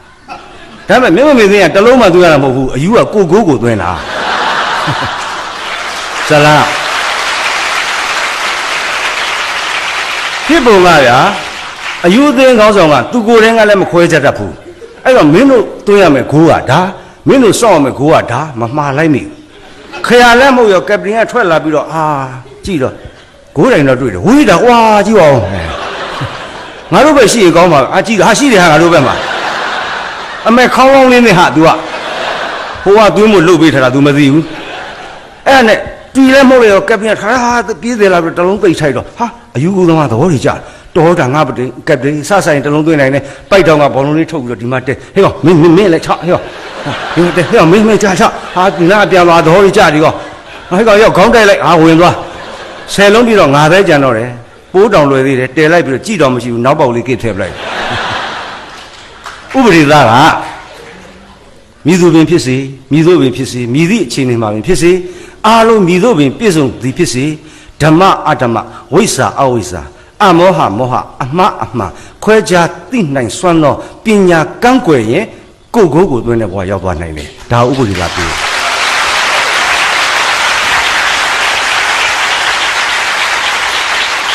ဆိုကြောင့်စင်ကာပူမှချစ်ခင်လေးစားအသောစာချစ်သူစာပေမြန်တို့သည်အပေါင်းသည်ကိုကျင့်ဖြူစင်မှုအခြေခံနိုင်ကြပါစေထို့အခြေခံပေါ်၌ပညာအထွတ်တက်ပြီးတင်ထိုင်ကြပါစေပညာထွတ်တက်တင်တဲ့အခါမှာလဲတတိတံပစင်ကတ်နိုင်ကြပါစေ ထိုကဲ့သို့ရည်သွေးများပြုတ်ရလျက်လောကီလောကုတ္တရာဘောလုံးဝဲကြီးမှာတစ်ဖက်အသင်းကိုယ်တိုင်တည်ဟူသောအဝိဇ္ဇာမောဟကိုယ်တိုင်တည်းသို့